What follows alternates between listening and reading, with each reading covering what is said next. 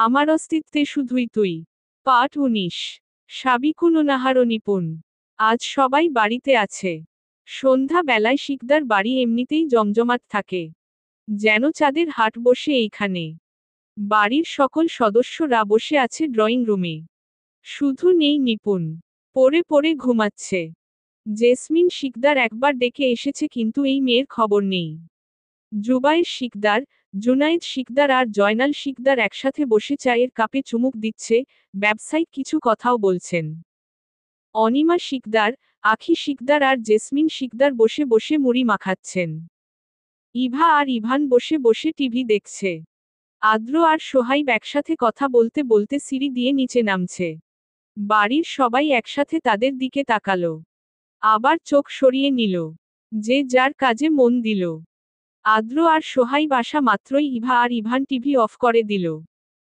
চুপচাপ হয়ে বসল সোফার এক কোণে। আদ্র আর সোহাইব সোফায় বসা মাত্রই অনিমা শিকদার এসে আদ্রকে এক কাপ কফি আর সোহাইবকে এক কাপ চা দিয়ে গেল। সাথে কিছু বিস্কিট।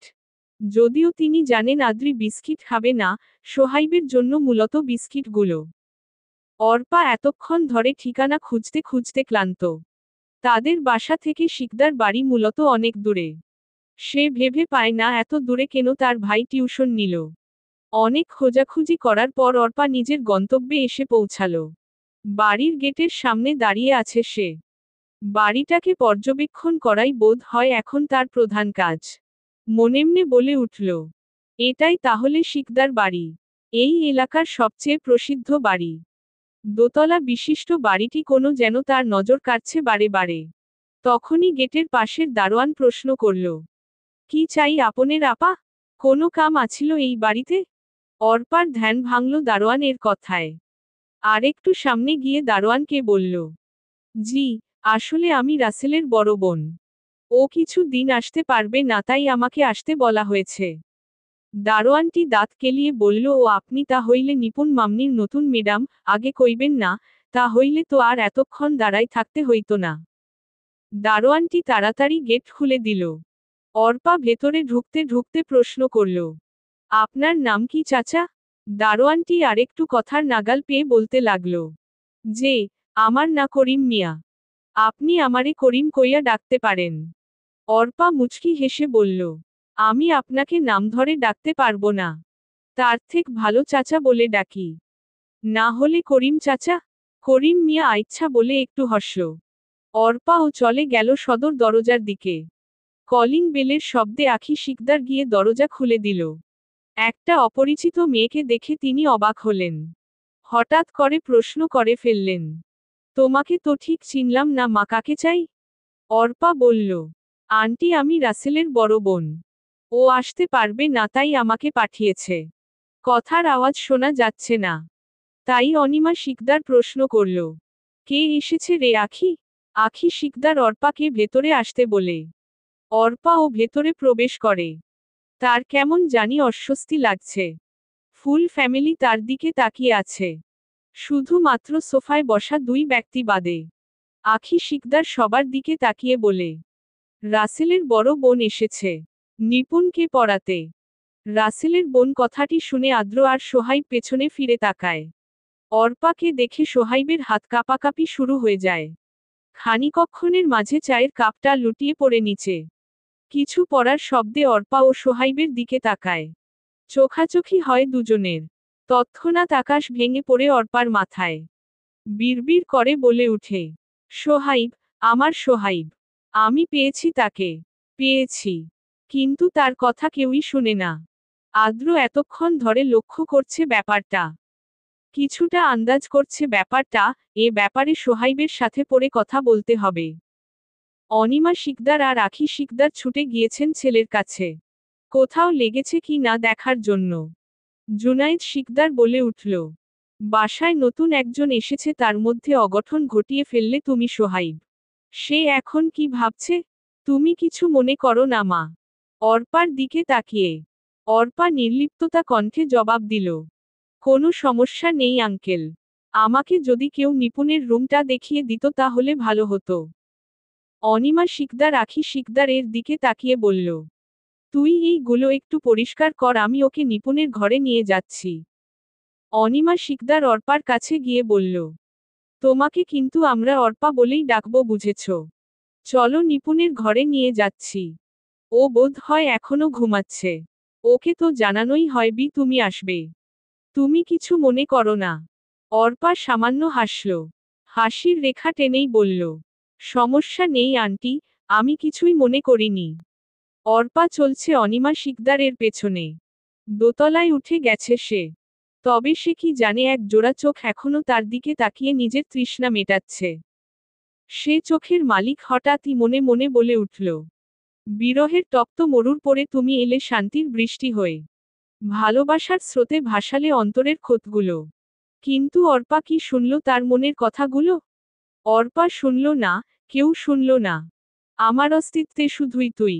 পাঠ করি। সাবিকুননাহার নিপুণ। অনিমা শিকদার সহ অর্পা এসেছে নিপুণের রুমে। বেচারি এখনো পড়ে পড়ে ঘুমাচ্ছে। অনিমা শিকদার অর্পাকে চেয়ারে বসতে বলে নিপুণকে জাগিয়ে তুলছে। কিন্তু নিপুণের কি সে হুঁশ আছে? সে ঘুমাচ্ছে তো। ঘুমাচ্ছেই। অর্পা বেশ কিছুক্ষণ ধরে নিপুণের দিকে তাকিয়ে আছে। নিপুণ অনিমা শিকদারের প্রতি ডাকের সাথে চোখ মুখ কুচকাচ্ছে। অর্পা নিজের মনে মনে বলে উঠল, এটা কি সোহাইবের বোন? চোখ মুখ তো একই রকম দেখতে। শুধু সোহাইব ফর্সা আর নিপুণ দেখতে শ্যামলা। বেশ কিছুক্ষণ ধরে নিপুণকে পরখ করল অর্পা। তারপর অনিমা শিকদারের দিকে তাকিয়ে বলল, আন্টি আপনি চলে যান, আমি ওকে তুলে দিব।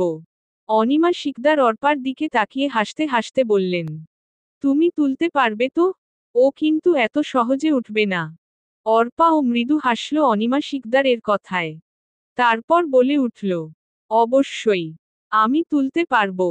ভরসা করতে পারেন। ও এখন তোমার স্টুডেন্ট, তুমি যা ইচ্ছে করতে পারো। কথাটা বলে চলে গেল অনিমা শিকদার। অর্পা গিয়ে নিপুণের মাথার কাছে বসল।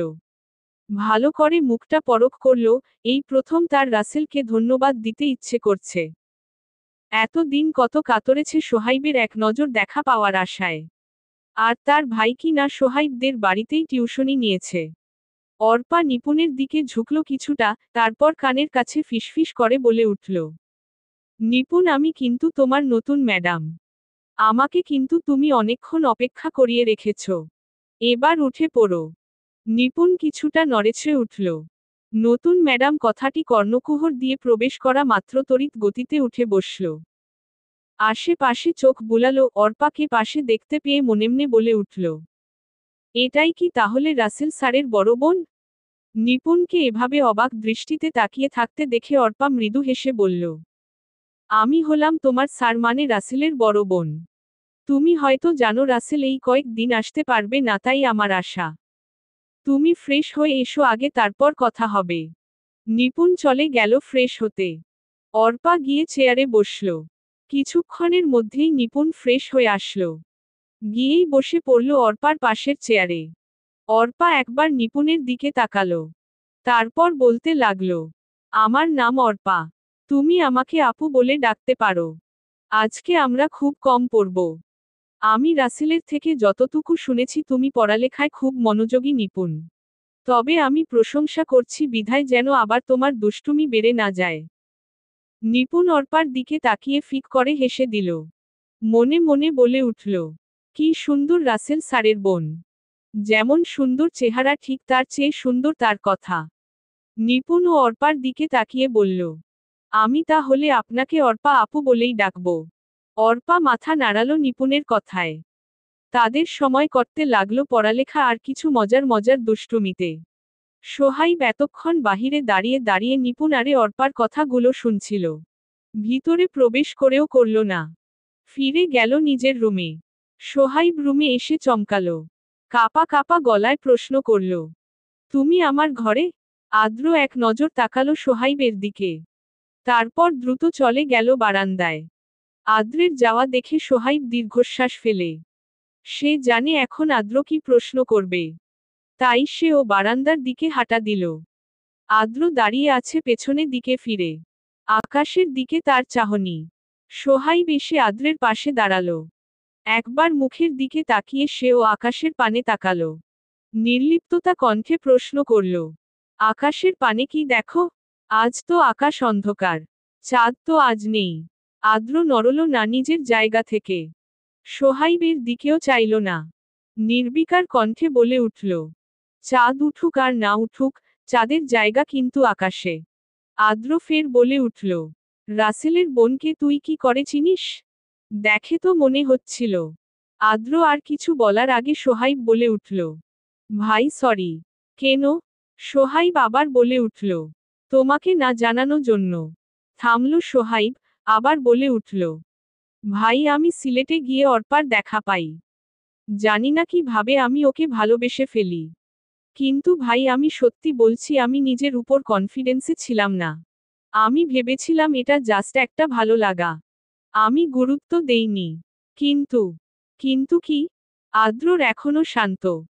কিন্তু যখন আমি সিলেট থেকে চলে এসেছিলাম তখন অনুভূতিগুলো আরো প্রখর হয়ে গিয়েছিল। যে সত্য থেকে আমি পালাতে চাইছিলাম আমি পারিনি সেই সত্যগুলো থেকে পালাতে। বিশ্বাস করো আমি পারিনি। তাই পাগলা কুত্তার মতো লোক লাগিয়েছিলাম ওকে খোঁজার জন্য। কিন্তু পাইনি। এখন দেখি ও রাসেলের বড় বোন। আদ্র এবার সোহাইবের দিকে চাইল। প্রখর সে দৃষ্টি। হঠাৎ আদ্র বলে উঠল, অর্পাকে তুই ভালোবাসিস? পাশে থাকতে পারবি তো সারা জীবন? যদি সে বিশ্বাস নিজের উপর থাকে তাহলে বলে দেয়।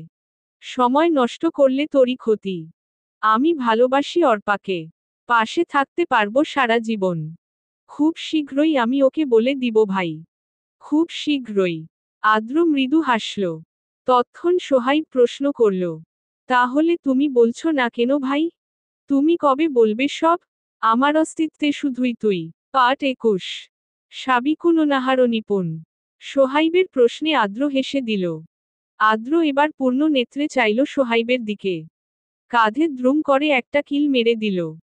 হাসতে হাসতে বলে উঠল, তোর বোনকে আমি কিছু বলে পটানো লাগবে না, সে এখন এমনিতেই আমার উপর পটে বসে আছে। আমি তো সোজা বিয়ে করার প্ল্যান করছি। দেখবি একদিন ফুক করে বিয়ে করে চলে এসেছি। আদ্রের কথায় সোহাইব খুক খুক করে কেসে উঠল। সরু দৃষ্টিতে আদ্রের দিকে চাইল। মনে মনে বলে উঠল, কি ডেঞ্জারাস রে বাবা, আমার বোনকে পালিয়ে নিয়ে যেতে চাইছে আবার আমকেই জানিয়ে রাখছে। সোহাইব শুকনো ঢোক গিলল। না, এইগুলো নিয়ে পরে ভাববে, আগে অর্পার ব্যাপারটা ক্লিয়ার করা যাক। কথায় আছে না, পরের চরকায় তেল না দিয়ে নিজের চরকায় তেল দেওয়া উত্তম। তাহলে চরকা তাড়াতাড়ি ঘুরবে। আদ্র চলে গেল সোহাইবের রুম থেকে। সোহাইব তাকিয়ে থাকলো সেদিকে। এখন নিপুণের ঘরের দিকে যেতে হবে। সোহাইব লম্বা লম্বা পায়ে নিপুণের ঘরের সামনে এলো। ভেতর থেকে হাসির আওয়াজ আসছে। সোহাইব ভেতরে প্রবেশ করতে একটু সংকোচ বোধ করল। শত হলেও নিপুণ তার ছোট বোন। আবার মনে মবে বলে উঠল, ধুর সংকোচের গুল্লি মারি। ছোট বইন যদি চোখের সামনে আদ্র ভাইয়ের প্রেমে হাবুডুবু খাইতে পারে, আমি কি ছোট বইনের ম্যাডামের প্রেমে হাবুডুবু খাইতে পারি না? শত ভাবনার অবসান ঘটিয়ে সোহাইব ঢুকে গেল নিপুণের ঘরে। পেছনে থেকে আওয়াজ পেয়ে নিপুণ আর অর্পা পেছনে ফিরে তাকালো। অর্পা স্থির দৃষ্টিতে তাকিয়ে আছে যেন কিছুই হয়নি। কিন্তু নিপুণ চোখগুলো সরু করে তাকিয়ে আছে সোহাইবের দিকে। গলা খাকানি দিয়ে বলল, ভাইয়া কোনো ম্যানার্স শিখোনি নাকি? রুমে আসার সময় যে অনুমতি নিতে হয় তাও কি ভুলে গেলে? সোহাইব থতমত খেয়ে গেল। নিপুণের দিকে কটমট দৃষ্টিতে চাইল। বিড়বিড় করে বলে উঠল, এই জন্যই বলে ঘর শত্রু বিভীষণ। এভাবে ওর সামনে আমার মানসম্মানের ফালুদা বানিয়ে দিল। কিছু বলবেন আপনি? অর্পার কথায় সোহাইবের হুঁশ আসে। সে অর্পার দিকে তাকিয়ে বলল, বলতেই এসেছিলাম মিস অর্পা। এখন দেখছি আগে আপনার থেকে পারমিশন নিতে হবে। শেষের কথাটি নিপুণের দিকে তাকিয়ে বলল, অবশ্যই নিতে হবে ভাইয়া। তুমি আমার মিস। আপুকে কি জিজ্ঞেস করছো? আদ্র ভাইও তো প্রথম দিন রাসেল স্যার এর সাথে দেখা করার সময় পারমিশন নিয়ে রুমে এসেছিল। আদ্র ভাই যদি আসতে পারে তাহলে তুমি কোন ক্ষেতের মূলা? নিপুণের কথায় সোহাইব চোখ গোড়ানি দিল। নিপুণ সে দিয়েকে তাকিয়ে আবার মুখ ভেঙচি কাটল। মনে মনে বলে উঠল, কত বড় সাহস, আদ্র ভাই এর হবু বউকে চোখ গোড়ানি দেয়। এবার বড় গলা করে বলেই ফেলল, ভাইয়া তুমি যে আমাকে এভাবে চোখ গোড়ানি দিচ্ছ আমি কিন্তু তা আদ্র ভাইকে বলে দিব। বানিয়ে বানিয়ে আরো অনেক কথা বলবো। তারপর দেখো আদ্র ভাই তোমার চোখগুলো তুলে গেলে দিবে। এরপর তোমার মতো কানার আর বিয়েই হবে না। কথাটা বলেই হাসল নিপুণ। নিপুণের কথায় সোহাইবের চোখগুলো কোটর থেকে বেরিয়ে আসার উপক্রম হয়েছে, এই মেয়েটা ইদানিং একটু বেশি করছে। কাউকে তোয়াক্কা করে না। সব আদ্র ভাইয়ের আশকারায়। আজকেই এটার একটা বিহিত করতে হবে। সোহাইব একবার নিপুণ আর একবার অর্পার দিকে চাইল। অর্পার ঠোঁটের মৃদু হাসি দেখেই বোঝা যাচ্ছে, অর্পা তাদের কথাগুলোকে বেশ উপভোগ করছিল। হঠাৎ সোহাইবের চোখে চোখ পোড়ায় হাসি বন্ধ হয়ে গেল তার। সোহাইব ভ্রু কুঁচকে তাকিয়ে আছে অর্পার দিকে। কিছুক্ষণের ব্যবধানে সোহাইব বেরিয়ে গেল নিপুণের ঘর থেকে। তবে যাওয়ার আগে বলে গেছে, নিপুণকে এত পড়া দিতে যাতে ও পড়ার টেবিল থেকে এক মুহূর্তের জন্যেও উঠতে না পারে। নিপুণ অবাক হয়ে গেল সোহাইবের কথায়। অর্পার দিকে তাকিয়ে বলে উঠল, শুধু একটু মজাই তো করেছি, তার জন্য এত হাইপার হওয়ার কি আছে? হাইপার হলে আমাদের কি? আমি কি তোমাকে এত পড়া দিব নাকি? উনি বললেই হলো। নিপুণ অর্পার দিকে তাকাতেই দুজন ফিক করে হেসে দিল। রাত সকাল 10টা বাজে বরাবর। সবাই খাবার টেবিলে উপস্থিত। দৈনন্দিনের মতোই আজকের দিনটি। সবাই খাবার টেবিলে বসেছে আর বাড়ির বউরা তা পরিবেশন করছে। এটা ওটা আগিয়ে দিচ্ছে। নিপুণ বসেছে আদ্রের মুখোমুখি। আদ্রের পাশে আছে সোহাইব। নিপুণ একবার তাকালো সেদিকে। প্রতিবার তাকানোতে সোহাইব তাকে কটমট লুক দিল। ঢোক গিলে নিপুণ তার খাওয়ার দিকে মনোযোগ দিল। নিপুণ এক প্লেটে ভরে ভরে ভাত নিল। তারপর বাটি থেকে বেশি করে কলিজা ভুনা নিয়ে নিল। খাবার প্লেটটার দিকে তাকিয়ে বলে উঠল, দেখলেও মনে শান্তি, খেতে আরো শান্তি। নিপুণের প্লেটে আর জায়গা নেই। ইভা বলে উঠল, তুমি এইগুলো খেতে পারবে তো নিপুপু? নিপুণ বা হাতে ইভার গাল টিপে বলতে লাগল, আমি কি তোর মতো খাবার নিয়ে ঢং করি? দেখবি এইগুলো খেয়ে আবার খাবো। সোহাইব বলে উঠল রাক্ষসী একটা। কথাটা কি আদ্রের কানে গেল? সোহাইব আদ্রের দিকে আর চোখে একবার তাকালো। আদ্র কোনো দিকে তাকাচ্ছে না। সব কথা শুনে যাচ্ছে সে। নিজের খাবারে আপাতত ব্যস্ত সে। বড় সবার খাবার শেষ, কেউ উঠে গেছে। কেউ হাত ধুতে গেছে। নিপুণ এখনো খাচ্ছে। আদ্র একবার তাকালো নিপুণের দিকে, তারপর সেও উঠে গেল। আদ্র হাত ধুয়ে তোয়ালে দিয়ে হাত মুছতে মুছতে সোহাইবের দিকে তাকালো, গম্ভীর মুখে বলে উঠল, এটা তোর লাস্ট ওয়ার্নিং সোহাইব, নিপুর খাবার দিকে আর নজর দিবি না। ওর খাবার দিকে আর একবার নজর দিলে তোর চোখগুলো আমি তুলে নেব। বলেই চলে যায় আদ্র। সোহাইব এখনো সেখানে থমেরে দাঁড়িয়ে আছে। মতনে মনে বলে উঠল, উফ কি ফ্যামিলিতে জন্ম নিলাম, বড় ভাই, ছোট বোন সবাই চোখ তুলে নেওয়ার হুমকি দেয়। আদ্র টেবিলের সামনে গিয়ে এক গ্লাস পানি ঢালে। বসে খেতে যাবে তখন অনিমা শিকদার প্রশ্ন করেন, তুই যে কলিজা ভুনা খাসনি সেটার কি করব? নিপুণকে দিয়ে দাও। জবাব দিতে দেরি করল না আদ্র। নিপুণ প্লেট চেটেপুটে খাচ্ছিল। আদ্রের কথা শুনে তার হাত থেমে গেল। মাথা নাড়িয়ে বলে উঠল, না না আদ্র ভাই আমার তো খাওয়া শেষ। আমি আর খাবো না। কে শুনে কার কথা? অনিমা শিকদারের থেকে কলিজা ভুনার বাটিটা নিয়ে এগিয়ে গেল নিপুণের দিকে। বাটিতে অবশিষ্ট কলিজা ভুনাগুলো তুলে দিল নিপুণের প্লেটে। নিপুণ অবাকের চরম পর্যায়ে। আদ্রের দিকে তাকাতেই আদ্র বলে উঠল, এইগুলোর সাথে আরো কিছু ভাত নিয়ে খা। খবরদার খাবার নষ্ট করেছিস তো? আর এক মুহূর্ত সময় নষ্ট না করে আদ্র পা বাড়ালো সিঁড়ির দিকে। পেছনে কি হলো তা দেখার সময় নেই তার। আমার অস্তিত্বে শুধুই তুই। পার্ট 22। সাবিকুননাহারো নিপুণ। নিপুণ ঘরে এসে হাঁটছে। হাঁটছে বললে ভুল হবে, সে রীতিমতো জোরে জোরে পায়চারি করছে। ঘরের এপাশ থেকে ওপাশ যাচ্ছে। নিপুণের এখন ইচ্ছে করছে আদ্রের মাথাটা ফাটিয়ে দিতে। সে গিয়ে টেবিলের উপর থেকে এক গ্লাস পানি হাতে নিল কিন্তু সবটা পানি খেতে পারল না। চোখ দিয়ে কান্না বের হয়ে আসতে চায়। গলাটায়ও মনে হয় কিছু দলা পাকিয়ে আছে। হাত দিয়ে মুখটা একবার মুছে নিল সে, ফ্যান চলা সত্ত্বেও প্রচুর ঘামছে সে। উফ, এখন মনে হয় প্রকৃতির ডাক এসেছে। জলদি ছুটে গেল ওয়াশরুমের দিকে। কিছুক্ষণ পর ওয়াশরুম থেকে বের হয়ে এসে এক গ্লাস পানি ঢকঢক করে সাবার করে ফেলল সে। পেটের উপর হাত রেখে বলল, আহ, পেট শান্তি তো দুনিয়া শান্তি। দুনিয়ায় শান্তির কথা চিন্তা করছিস আর এই দিকে আমার শান্তির কি হবে? পেছনে থেকে পুরুষালী গলা আসতেই নিপুণ সে দিকে তাকালো। গলার মালিককে সে তা জানে। নিপুণ সামনে এগোতে এগোতে বলে উঠল, আপাতত দুনিয়ায় শান্তির কথাই চিন্তা করি, আপনার শান্তির কথা চিন্তা করার সময় আসলে আপনারটাও করব আদ্র ভাই। আপাতত আমি দুনিয়া নিয়ে একটু ব্যস্ত আছি। কি এমন পটল মার্কা কাজ করছিস দুনিয়া নিয়ে যে এত ব্যস্ত? ছিলি তো আধ ঘন্টা যাবত ওয়াশরুমে। সেটাই বুঝি তোর দুনিয়া? বাহ, বেশ ভালো তো তোর দুনিয়াটা। আদ্রের এমন গা ঝালানো কথায় নিপুণের সারা শরীর জ্বলে যাচ্ছে। ইচ্ছে তো করছে একটা বাড়ি মেরে মাথাটা দুই ভাগ করে দেই। উজবুক কোথাকার। কিন্তু এমন কাজ করার সাহস কি তার আছে? ওই মনে মনে গোষ্ঠী উদ্ধার করা, ওই যে বলে না পাগলের সুখ মনে মনে। এইটুকুই নিপুণের দৌড়। নিপুণ দীর্ঘশ্বাস ফেলল। কিছু বলার সাহস তার নেই। মুখটাকে কাচুমাচু করেই বলে উঠল, আমি আজ সত্যি এতগুলো ভাত খেতে পারতাম না। আমার পেট একদম ভরে গিয়েছিল। শেষে আপনার দেওয়া খাবারগুলো খেয়ে আমার অবস্থা আরো খারাপ হয়ে গেছে। তাই তো এতক্ষণ ধরে ওয়াশরুমকেই আমার দুনিয়া বানাতে হলো। আদ্র একবার নিপুণের দিকে তাকালো, মেয়েটা চোখ তুলছে না, সবটা কথা নিচের দিকে তাকিয়েই বলেছে।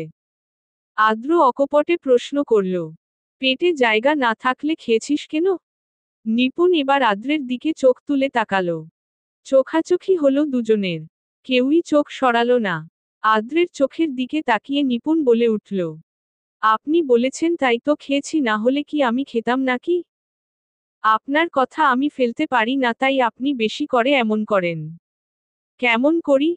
আদ্রের এমন প্রশ্নে নিপুণ ঠিক বুঝতে পারে আদ্র তাকে ইচ্ছে করে এমন প্রশ্ন করেছে। কথা ঘুরাতে সে বলে উঠল, তা আমি কেন বলবো? আপনি বুঝে নিন আপনি কেমন করেন। আর এখন আমার ঘরে আসলেন কেন? নিপুণ তার ভ্রু জোড়া কুঁচকালো। আদ্র বুঝতে পারল যে নিপুণ কথা ঘুরাতে চাইছে। সে এইগুলো নিয়ে বেশি ঘাটল না। এইগুলোর জন্য সে এখন আসেনি। আদ্র নিপুণের সামনে থেকে সরে দাঁড়ালো। অমনি নিপুণের চোখ গেল খাটের উপরে থাকা একটা বাক্সের উপরে। একবার আদ্রের দিকে তাকালো, একবার বক্সের দিকে তাকালো। আবার আদ্রের দিকে তাকিয়ে বক্সের দিকে তাকালো। এভাবে চলল কয়েকবার। আবার আদ্রের দিকে তাকালে আদ্র চরম বিরক্তিতে বলে উঠে, এত ঢং করছিস কেন তুই? গিফট বক্স কি আর জীবনে চোখে দেখিসনি? নাকি প্রথম দেখলি?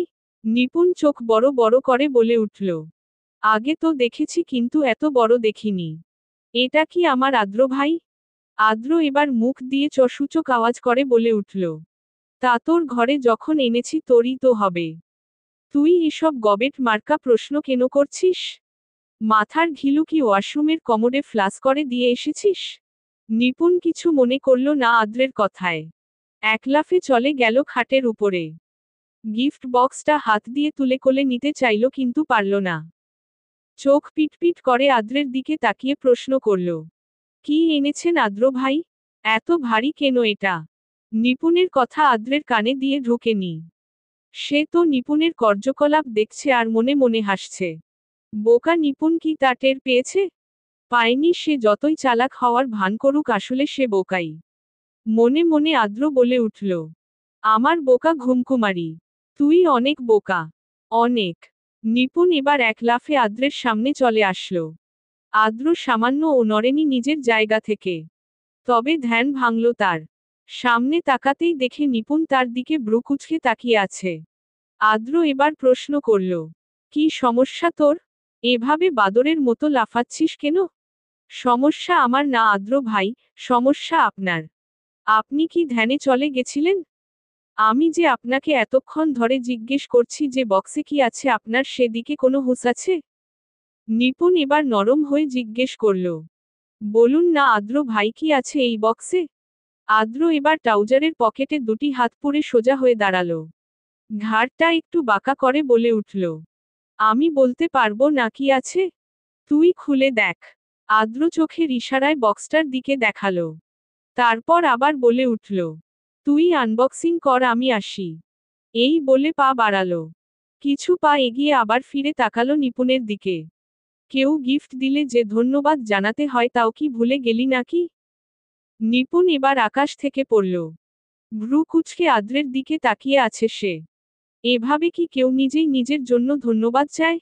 মিনমিন করে বলে উঠল, ধন্যবাদ। আদ্র এবার গলা উঁচু করে বলে, এভাবে ভ্রু কুঁচকে আছিস কেন তুই? ভ্রু কুঁচকালে তোকে বড় বড় লাগে। আদর করতে মন চায়। বিয়ের আগে আর একবার যদি ভ্রু কুঁচকেছিস তাহলে খুব মুশকিলে পড়বি তুই নিপুণ। আর তোর এমন ধন্যবাদ আমি চাই না। আজ পর্যন্ত যতটা ধন্যবাদ তুই দিয়েছি আমি তার কড়ায় গণ্ডায় হিসাব রেখেছি। সুযোগ পেলে সেদিন হিসেব চুকিয়ে দিব। কথাগুলো বলে আদ্র আর 1 মিনিট ও নিপুণের সামনে দাঁড়ায়নি। গট গট পায়ে নিপুণের কক্ষ ত্যাগ করল। আদ্রের কথায় নিপুণের গায়ে কাঁটা দিয়ে উঠল। শরীরের শিরা উপশিরায় রক্তের স্রোত তীব্র গতিতে বইতে লাগল। মনে মনে শুধু একটা কথাই বলে উঠল, আদ্র ভাই কি বলে গেল এটা? কি বোঝাতে চাইছে উনি? উনি কি ঘুরিয়ে পেঁচিয়ে আমাকে ভালোবাসে কথাটা বলে গেল? আদ্র ভাই তাকে ভালোবাসে কথাটা ভাবতেই শরীর কাঁপন দিয়ে উঠল নিপুণের। আমার অস্তিত্বে শুধুই তুই। পার্ট 23। সাবিকুননাহারো নিপুণ। নিপুণ দরজাটা ভিড়িয়ে খাটে গিয়ে বসেছে। এখনো লাইট বন্ধ করেনি। সাথে আছে একটা ক্রাফট কাঁচি। উদ্দেশ্য এখন আদ্র ভাইয়ের দেওয়া গিফট বক্সটা খোলা। তাই আর দেরি না করে লেগে গেল নিজের উদ্দেশ্য পূরণে। সযত্নে বক্সের উপরে মোড়ানো কাগজটা খুলতে লাগল। না জানি কি আছে? যদি নাজুক কিছু হয়।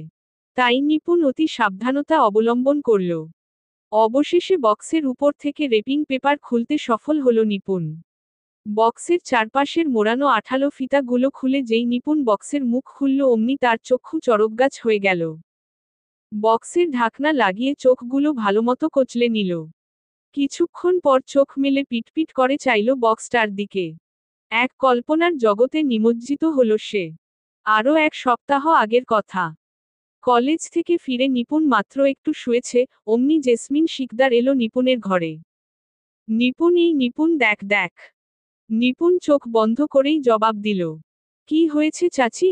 জেসমিন শিকদার উদ্দীপ্ত কণ্ঠে বলল, চোখ বন্ধ থাকলে দেখবি কেমন করে? দেখ দেখ তো তোর কাকা আমায় কি গিফট দিয়েছে। গিফটের কথা শুনে নিপুণ তড়িৎ চোখ মেলল। সামনে দেখল জেসমিন শিকদার উদ্দীপ্ত মুখে তাকিয়ে আছে তার দিকে। হাতে একটি জামদানি শাড়ি আর একটি ক্যাসপিয়ান শাড়ি।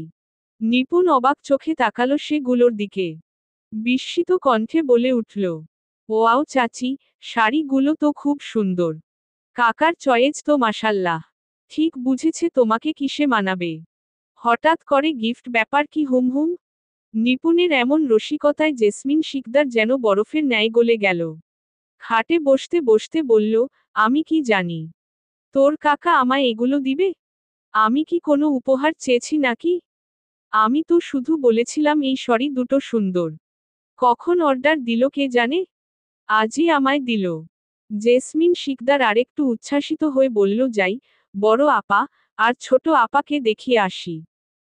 বলেই উঠে দাঁড়ালো।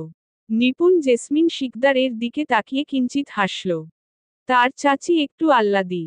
কাকা কিছু দেওয়া মাত্র সবাইকে তা দেখিয়ে বেরাবে, নিজে নিজে হাসবে। মেঝে মাঝে নিপুণের মনে হয় ছোট চাচি তার থেকেও ছোট। জেসমিন শিকদার নিপুণের ঘর থেকে বের হতে উদ্যত হলে নিপুণ পেছনে থেকে ডাক দিয়ে উঠে, চাচি। জেসমিন শিকদার পেছনে ফিরে বলল, তোর আবার কি হয়েছে? কিছু বলবি? এই শাড়িগুলো কোন পেজ থেকে নিয়েছে কাকা তুমি কি জানো?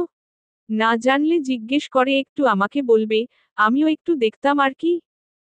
নিপুণের এমন কথা শুনে জেসমিন শিকদার বলে উঠে, তোর কাকাকে জিজ্ঞেস করার দরকার নেই, আমি জানি। নিপুণকে পেজের নাম দেখিয়ে দিয়ে তিনি চলে গেলেন। রাতের খাবার খাওয়ার পর্ব শেষ করে নিপুণ ঘরে এসে শুয়ে পড়ল। মোবাইলটা হাতে নিয়ে সেই শরীর পেজে স্ক্রোল করতে লাগল সে। স্ক্রোল করতে করতে চোখ গেল একটি অফারে, 10টা শাড়ি কম্বো একসাথে। অসাধারণ সব শাড়ি। বারে বারে ভিডিওটা দেখতে লাগল সে। হঠাৎ খেয়াল করল, ভিডিওর ক্যাপশনে লেখা প্রিয় মানুষকে মেনশন করে কিনে দিতে বলুন। অমনি নিপুণের চোখে মুখে এক অদ্ভুত হাসির রেখা দেখা গেল। চট করে আদ্রকে মেনশন করে দিল। কিছুটা সময় কেটে গেল কিন্তু ওদিক থেকে কোনো রিপ্লাই আসলো না। অপেক্ষার অবসান ঘটিয়ে যেই না নিপুণ মোবাইলটা রাখতে যাবে অমনি টং করে একটা আওয়াজ হলো। তড়িগড়ি করে নিপুণ মোবাইলটা দেখল। আদ্র ভাই রিপ্লাই দিয়েছে।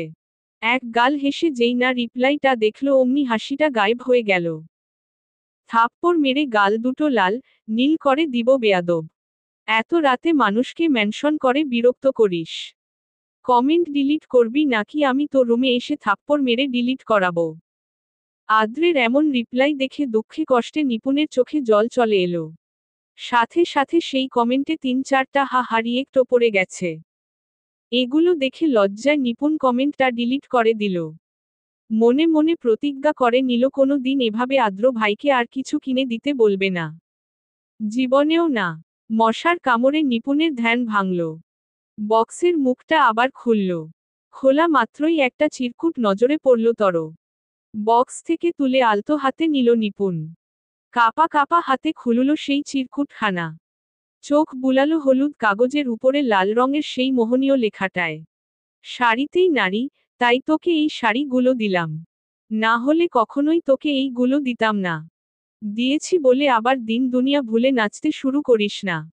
পরীক্ষায় ভালো করলে আরও চমকপ্রদ উপহার পাবি। আর হ্যাঁ, এই শাড়িগুলো এখন পরবি না খবরদার।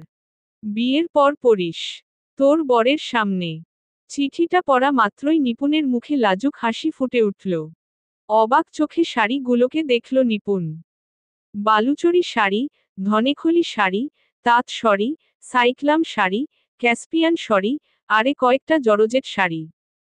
তৎক্ষণাৎ সে বক্স থেকে শাড়িগুলোকে নামাতে উদ্যত হল।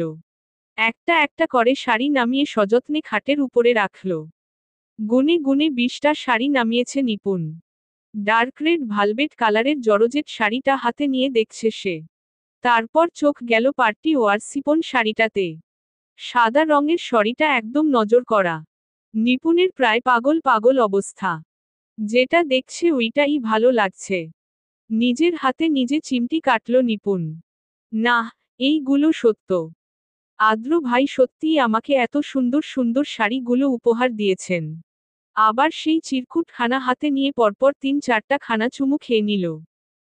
আদ্রের উপরে এত দিন ধরে যত রাগ পুষে রেখেছিল সব রাগ গলে ঠান্ডা আইসক্রিমে পরিণত হয়েছে। কিছুক্ষণের মধ্যেই শাড়িগুলো ক্লোজেটের মধ্যে তুলে রাখল সে। লাইটটা অফ করে সোজা হয়ে খাটে শুয়ে পড়ল। হাতের মধ্যে সেই চিঠিখানা এখনো আছে। আজ আবার মনের এক গহীন গহ্বর থেকে আদ্রের জন্য প্রেম বেরিয়ে আসতে চাইছে। আজ হাত থেকে চিরকুটখানা আর রাখবে না। খুশির জোয়ারে ভেসে যাচ্ছে সে। কখন যে ঘুমিয়ে গেল সে নিজেও জানে না। আমার অস্তিত্বে শুধুই তুই। পাঠ 24। সাবিকুননাহার নিপুণ। সময়ের ধারা যেন এক অপ্রতিরুদ্ধ নদীর মতো। এটি কখনো স্থির থাকে না, তার গতিতে নিরন্তর ছুটে চলে। অনেকগুলো দিন কেটে গেছে। নিপুণের পরীক্ষা শেষ হয়েছে। এখন কলেজে সাময়িক ছুটি। তবে প্রাইভেট, কোচিং এগুলো থেকে কি আর ছুটি পাওয়া যায়? ওগুলো চলছে আগের গতিতেই। আজ নিপুণের কোনো কোচিং নেই। রাসেলের থেকেও ভুজুংভাজুং দিয়ে 2 দিনের ছুটি নিয়েছে।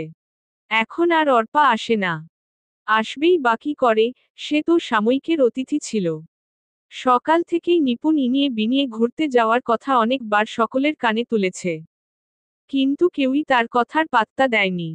মা চাচিদের সামনেও কয়েকবার বলেছে। তারা তো বলেই দিয়েছে। বাড়িতে বড়রা আছে। কর্তারা আছে, তাদের থেকে অনুমতি নিতে পারলে যেতে। কিন্তু তাদের কাছে যেতেই তারা কাজের বাহানা দিয়ে দিল। মূলত সকলের কাছে সময়ের বড়ই অভাব। কেউই তাকে ঘুরতে নিয়ে যেতে পারবে না। একা একা যাওয়ার তো কোনো প্রশ্নই আসে না। নিপুণ খুবই হতাশ হলো, কারো কাছে কি একটুও সময় বেঁচে নেই তাকে দেওয়ার জন্য। সবাই কত নিষ্ঠুর, তাকে কেউ ভালোবাসে না। যার কাছে যাচ্ছে সে ঘুরতে যাওয়ার কথা নাকচ করে দিচ্ছে। এক আকাশ কুসুম চিন্তা করতে করতে সামনে হাঁটছে নিপুণ। হঠাৎ করে এক বিশাল দেহের কারো সাথে ধাক্কা খেল। নিপুণের বুঝতে বাকি নেই কে সেই ব্যক্তি। শরীরের পুরুষালি করা হরমোনের গন্ধ জানান দিচ্ছে এটা আদ্র। নিপুণ এখনো আদ্রের মুখের দিকে তাকাচ্ছে না। তাকাবে না সে, এমনিতেই আজকে তার মন ভালো নেই, তারপর আবার এই লোকের সাথে ধাক্কা। একবার চোখের দিকে তাকালেই তো বকা শুরু করবে। একদিনে সে আর এত কষ্ট নিতে পারবে না। চোখগুলো টইটম্বুর হলো তার। মুখটা যেন শ্রাবণ মাসের মেঘে ডাকা আকাশ, এক্ষুনি যেন মেঘ ডেকে বর্ষণ হবে। নিপুণ ঠায় দাঁড়িয়ে আছে। কতক্ষণ হলো দাঁড়িয়ে আছে তার জানা নেই। কিঞ্চিত পরিমাণ ও নরল না সে। পুরুষালী গায়ের গন্ধটা এখনো ভেসে আসছে তার নাসারন্ধ্রে। আদ্র এখনো দাঁড়িয়ে নিপুণের সামনে। নিপুণের গতিবিধি বোঝার চেষ্টায় আছে। না, মেয়েটা এখনো চোখ তুলে তাকাচ্ছে না। আদ্র সামনে থাকা সত্ত্বেও না। আদ্র মনে মনে বলে উঠে, কি এমন হলো আমার মনমোহিনীরে, আমি সামনে থাকা সত্ত্বেও আমার দিকে চোখ তুলে তাকাচ্ছে না? আদ্রের ইচ্ছে করছে নিপুণের গাল তার দু হাতে আবদ্ধ করে নিতে। তার শত দুঃখ কষ্টগুলো শোষণ করে নিতে। আলতো করে জিজ্ঞেস করতে, আমার মনমোহিনীর কেন এত রাগ? কেন এত অভিমান, সে কি আমাকে বলবে না? তখন আহ্লাদী নিপুণ তাকে জড়িয়ে ধরে মনের সকল কথা বলবে। সে মন দিয়ে তার প্রিয়তমার সকল কথা শুনবে। দীর্ঘশ্বাস ফেলে আদ্র, এমন দিন আসবে, অবশ্যই আসবে। তবে সবর করতে হবে। কষ্ট করতে হবে। আদ্র কষ্ট সহ্য করবে। তার মনমোহিনীকে সারা জীবনের জন্য নিজের করে পেতে এতটুকু কষ্ট সহ্য করতে পারবে না? খুব পারবে। ধ্যান ছুটে গেল আদ্রের। সামনে থাকে নিপুণের দিকে তাকিয়ে জোরালো কণ্ঠে প্রশ্ন ছুড়ল। কি কে এখানে এমন অন্ধের মতো হাঁটছিস কেন? চোখ কি কাউকে দান করে এসেছিস নাকি? পড়ালেখা তো একদম শিখে উঠেছে। সারা দিন বাড়িতে টিটি করে ঘুরছিস, কাজ নেই তোর? সারাদিন খাওয়া আর ঘোরা। অকর্মা কোথাকার। আদ্রের এমন কথার আশায় ছিল নিপুণ।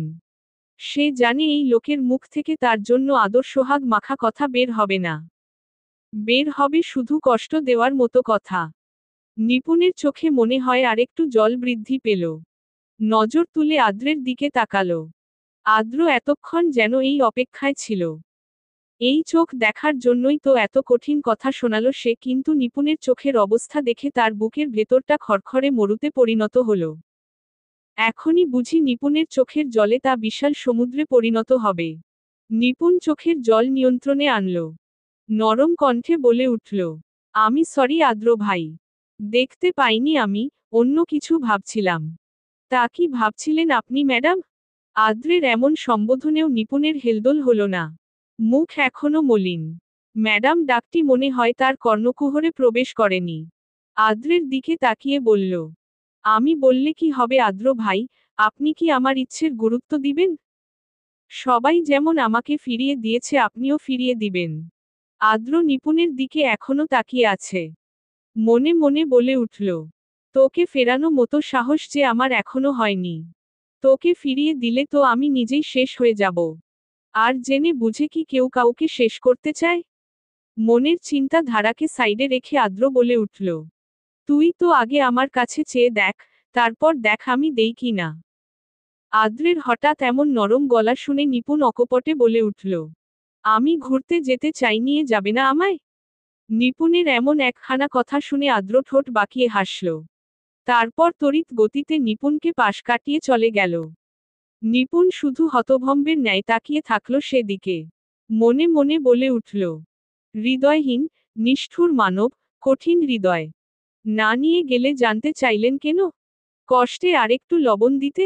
বেলা গড়িয়ে বিকেল হলো। বিকেল বললে ভুল হবে, দুপুর পেরিয়েছে মাত্র। নিপুণ এখন বারান্দায় দাঁড়িয়ে দাঁড়িয়ে আকাশ দেখছে। আজকের দিনটা খুব খারাপ কেটেছে তার। শুধু শুধু রাসেল স্যারকে সে আসতে মানা করেছে। এমন হবে জানলে সে কখনোই মানা করত না। অন্তত পড়া নিয়ে তো থাকতে পারত। হঠাৎ ধ্যান ভাঙ্গে নিপুণের। পাশে মোবাইলটা কর্কশ কণ্ঠে ডাকছে। বিরক্তি নিয়ে মোবাইলটা হাতে তুলল সে, স্ক্রিনে জ্বলজ্বল করছে একটা নাম। এই নামটা দেখতে আগে খুশি লাগলেও আজ তার কাছে মোটেও খুশি লাগছে না। কল না ধরেই পাশে রেখে দিল। আরও কল আসলো, একের পর এক আসতেই থাকলো। কিন্তু ধরল না সে। তৎক্ষণাৎ টুং করে একটা মেসেজের আওয়াজ হলো। এবার নিপুণ মোবাইলটা হাতে নিল। মেসেজ অপশনে ঢুকেই দেখতে পেল আদ্রের মেসেজ। কি রে বেয়াদব, কল ধরছিস না কেন? দিব্যি তো বারান্দায় দাঁড়িয়ে হাওয়া খাচ্ছিস। আমি এত কষ্ট করে মিটিং শেষ করে এলাম তোকে ঘুরতে নিয়ে যাব বলে, আর তুই কিনা আমার কল কেটে দিচ্ছিস। কত সাহস হয়েছে তোর, তা আমি আজ মাপব। অসভ্য, তাড়াতাড়ি রেডি হয়ে নিচে নাম। আমি দাঁড়িয়ে আছি। 10 মিনিটের বেশি সময় নিবি না কিন্তু। আদ্রের এমন মেসেজ দেখে নিপুণ খুশিতে আত্মহারা। সকালের সব অপমানের কথা অমনি ভুলে গেল। ছুটতে গেল রুমে। আমার অস্তিত্বে শুধুই তুই। পাঠ 25। সাবিকুননাহারো নিপুণ। নিপুণ রুমে এসেই জামা কাপড়ের ঝুলি খুলে বসেছে। কোন জামাটা পরে যাবে সে এই নিয়েই যত চিন্তা ভাবনা। শত চিন্তা ভাবনার ইতি টেনে আলমিরা থেকে 3টে জামা নামিয়েছে। এখন পড়েছে মহা বিপদে, কোন জামাটা রেখে কোনটা পরবে সে। 3টেই আদ্র ভাই কিনে দিয়েছে।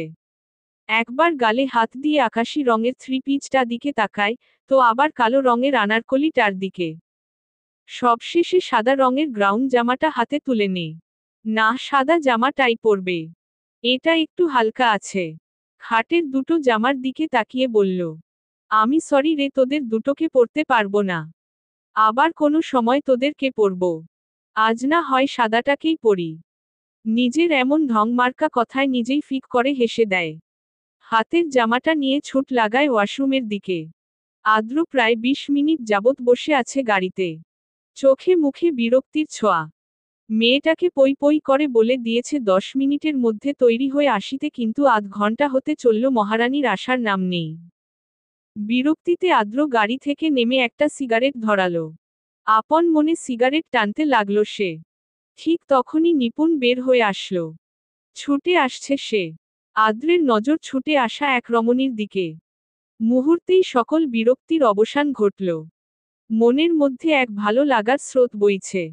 সামনে ছুটে আসা রমণীটা যেন শুভ্র এক পরী। যেন আকাশ থেকে এক খণ্ড মেঘ নেমে এসেছে। ঢলে পড়া সূর্যের আলোয় নিপুণ এই উজ্জ্বল শ্যামবর্ণের মুখটা পুরনো খাঁটি সোনার গ্লো দিচ্ছে। আদ্র নিপুণের দিকে তাকিয়ে আছে তো আছেই। আনমনে বলে উঠল, তোর মুখে এত বিরক্তির ছাপ কেন আমার রৌদ্রানী? বিরক্তির ছাপ তো থাকবে আমার মনে। তোকে এখনো আমার করতে পারছি না সে বিরক্তি। তার রৌদ্রানীকে দেখার মাঝে আদ্র কি ভুলে গেল সিগারেটের কথা? হয়তো। ছ্যাঁকা লাগলো আদ্রের হাতে। পড়ে গেল সিগারেটটা হাত থেকে। আদ্র নিচের দিকে তাকাতেই এক জোড়া পা দেখতে পেল। সে দৃষ্টি উপরে তুলল। সামনে তার রৌদ্রানী দাঁড়িয়ে আছে। আদ্র লক্ষ্য করো তার মায়াবী মুখের আদলে। মুখে তেমন কোনো সাজসজ্জা নেই। শুধু চোখ জোড়ায় মোটা করে কাজল দেওয়া, ঠোঁটে হালকা লিপস্টিক। চুলগুলো খোপা করা, ছোট একটা কাঠির সাহায্য আটকানো, সাইড দিকে কিছু বেবি হেয়ার বের হয়ে আছে। আদ্রের দৃষ্টি এখনো নিপুণের দিকে আবদ্ধ। নিপুণ কি কিছু বলবে তাকে, মুখ এমন হয়ে আছে কেন?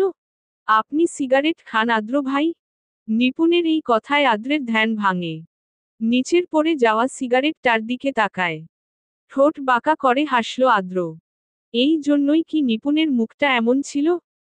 সে কি দেখতে পায় না সিগারেটটা যেভাবে জ্বলছে আদ্রের মনটা সর্বক্ষণ এভাবে জ্বলে? চোখ তুলে তাকায় আদ্র। নির্লপ্ত কণ্ঠে বলে, খাই তো। আদ্রের এমন কথা শুনে নিপুণ আকাশ থেকে পড়ে। মন খারাপ হয় তার। আদ্র ভাই কি জানে না সে সিগারেটের গন্ধ সহ্য করতে পারে না? ধীর গলায় বলে উঠে, আর খাবেন না আদ্র ভাই? আমি মোটেই সিগারেটের গন্ধ সহ্য করতে পারি না। কই ছিল নিপুণের কণ্ঠে তা সে নিজেই জানে না। আদ্র নিপুণের কথায় কিছু বলল না। ঘোলাটে চোখগুলো দিয়ে চাইল নিপুণের দিকে। তার চোখ আজ অনেক কিছু বলতে চাইছে, কিন্তু নিপুণ কি তা বুঝতে পারছে? না, কিছুই বুঝতে পারছে না সে। অন্যান্য দিন অপেক্ষা আদ্রের দৃষ্টি আজ অন্য রকম। সে দৃষ্টিতে নিপুণ অন্ধকার দেখতে পেল। যেন কেউ একবার সে দৃষ্টির দিকে তাকালো, ঘোর অন্ধকারে তলিয়ে যেতে বাধ্য হবে। দ্রুত দৃষ্টি সরালো নিপুণ। গাড়িতে গিয়ে বসো। আদ্রের এমন কথায় নিপুণ দ্রুত গাড়িতে গিয়ে বসে। আদ্র নিচের দিকে না তাকিয়ে বাপা দিয়ে সিগারেটটা পিষে ফেলল। বিড়বিড় করে বলে উঠল, তোর সময় শেষ হতে চলল। অতি শীঘ্রই। সে গিয়ে ড্রাইভিং সিটে বসে পড়ল। দৃষ্টিগোচর হলো গাড়িটা। তবে তারা কি দেখল, এক জোড়া চোখ তাদের দিকে তীক্ষ্ণ নজরে তাকিয়েছিল এতক্ষণ। গাড়ি চলছে নিজের গতিতে। নিপুণ চুপচাপ বসে আছে আদ্রের পাশে। কোথায় যাচ্ছে সে জানে না। আদ্র যেখানে নিয়ে যায় সেখানেই যাবে। কোনো প্রকার দ্বিরুক্তি করবে না সে। আদ্রও তেমন কথা বলল না গাড়িতে। হঠাৎ করে গাড়িটা থেমে গেল। নিপুণ আশেপাশে তাকালো। এখানে তো কিছু নেই, গাড়ি থামলো কেন? নিপুণ জিজ্ঞাসু দৃষ্টিতে তাকিয়ে আছে আদ্রের দিকে। নাম গাড়ি থেকে। আদ্রের কথায় নিপুণ গাড়ি থেকে নেমে দাঁড়ালো। আদ্রও নামল। নিপুণের পাশে গিয়ে তার হাতটা মুঠোয় পুরে নিল। গম্ভীরতা বজায় রেখে বলল, চল। কোথায় আদ্র ভাই? নিপুণের কথায় আদ্র নিপুণের দিকে তাকায়। তবে হাত ছাড়ে না। আরেকটু শক্ত করে ধরে। ফের বলে উঠে, এখানে সামনে একটা নার্সারি আছে, কিছু ফুল গাছ কিনব। আমার বারান্দায় লাগাবো। বলেই হাঁটা লাগায়। নিপুণ ব্রু কুঁচকে আদ্রের দিকে তাকায়। চলছে সে আদ্রের সাথে সাথে। হাঁটতে হাঁটতে প্রশ্ন করে, আপনার বারান্দায়? হুম। নিপুণের মুখটা কালো হয়। সে ভেবেছিল তাকে কিনে দিবে। মুহূর্তেই আদ্র বলে উঠল, পেঁচার মতো মুখ করে রেখেছিস কেন? নিপুণ কিছু বলল না। আদ্রের সাথে পায়ে পা মিলিয়ে হাঁটতে লাগল। আদ্র নার্সারিতে গিয়ে বেশ কিছু ফুলের গাছ কিনল। নিপুণকে ও পছন্দ করতে বলেছে। তখন নিপুণ একটা রঙ্গন আর একটা বাগান বিলাস দেখিয়েছে। আদ্র কিনে নিল সেগুলো। তবে গোলাপ আর রঙ্গন গাছ দুটো নিল। এতেই নিপুণ খুশি। যাক, অন্তত তাকে কিনে তো দিয়েছে। আদ্র আরও কিছু গাছ কিনে বিল মেটাতে গিয়েছে। আদ্র সাথে নিপুণও আছে। সেখানে গিয়ে নিপুণের চোখ পড়ে ছোট একটা ক্রেকটাস গেছে। সঙ্গে সঙ্গে আদ্রকে আবদারের সুরে বলে, আদ্র ভাই, আমাকে এটা কিনে দেন না। আদ্র নিপুণের ইশারা অনুযায়ী ক্রেকটাসটার দিকে তাকায়। দোকানিকে বলে এটাও দিতে। নিপুণ খুশি হয়ে চমৎকার হাসে। দোকানি গাছগুলো প্যাকিং করতে করতে বলে, নতুন বিয়া করছেন বুঝি? দেইখাই বুঝা যাইতে আছে। মাশাল্লাহ বৌমা, কিন্তু অনেক সুন্দর হইছে। দোকানির কথা শুনে নিপুণের গালে রক্তিম আভা ছড়িয়ে পড়ে। মনের মধ্যে কেমন করে উঠে। মনে মনে বলে উঠে, আপনার মুখে ফুল চন্দন পড়ুক চাচা। আপনার কথা যেন সত্যি হয়। নিপুণ আর চোখে একবার আদ্রের দিকে তাকালো। আদ্রের কোনো হেলদোল নেই। যেন কিছুই হয়নি। সে দোকানিকে তাড়া দিয়ে বলল, আপনি জলদি করেন চাচা। দোকানি ও আর কিছু বলল না। ফুলগুলো গাড়িতে তুলে দিলে আদ্র তাকে 500 টাকা বকশিশ দিল। বলে উঠল, এটা রাখেন আপনি, এটা আপনার বকশিশ। এই কথা শুনেই যেন দোকানি খুশিতে পাগল হওয়ার উপক্রম। দাঁত বের করে হেসে টাকাটা হাতে নিয়ে বলল, আমার এত বছরের জীবনে কেউ আমারে 500 টাকা বকশিশ দেয় নাই, আপনি প্রথম বাবা। আবার আসবেন আপনি বৌমা রে নিয়া। আদ্র গাড়ির ফ্রন্ট সিটে চাইল। নিপুণ বসে আছে। সে এখন কথাগুলো শুনলে হয়তো খুশিতে গাল দুটো আবার লাল হয়ে যেত। দোকানিকে বিদায় জানিয়ে আদ্র চলে গেল গাড়িতে। নিমিষেই গাড়িটি চোখের আড়াল হয়ে গেল। দোকানি সে দিক থেকে চোখ ফিরিয়ে একবার 500 টাকাটার দিকে চাইল। খুশি মনে সেটি পকেটে পুরে রাখল। চলে গেল নার্সারির ভেতরে। তবে দোকানি জানল না তার এই বকশিসের কারণ কি। কেন আদ্র এত টাকা বকশিস দিল? শুধুমাত্র ফুলের জন্য? আমার অস্তিত্বে শুধুই তুই। পাঠ 26। সাবিকুননাহার নিপুণ। সন্ধ্যা হয়েছে। সোহাইব আজ বাসায় আছে। অফিসে আজ তার তেমন কাজকর্ম ছিল না, যা ছিল তা আদ্র সামলে নিপুণকে নিয়ে ঘুরতে বের হয়েছে। সোহাইব দোতলা থেকে নিচে নামল। ইভা আর ইভান তখন বসে বসে টিভি দেখছে। টিভি দেখছে বললে ভুল হবে, মূলত এক প্রকার রিমোট নিয়ে টানাটানি করছে। ইভান গাড়ি রেস দেখতে চাইছে আর ইভা কার্টুন দেখতে চাইছে। এই নিয়ে দুজনের মধ্যে হাড্ডাহাড্ডি লড়াই। লড়াইয়ের এক পর্যায়ে তাদের হাত থেকে রিমোটটা পড়ে যায়। দুজনে দুজনের দিকে অবাক চোখে তাকায়। ইভা চেঁচিয়ে ওঠে, তুই রিমোটটা ফেলে দিলি? আমি আবার কখন ফেললাম? ফেললি তো তুই। তোর হাত থেকে রিমোটটা পড়েছে। মোটেও না, তোর হাত থেকে পড়েছে রিমোটটা বলেই ইভানের চুলগুলো হাতের মুঠোয় পুরে নিল ইভা। ইভার এমন কাজে ইভান চিল্লিয়ে উঠল।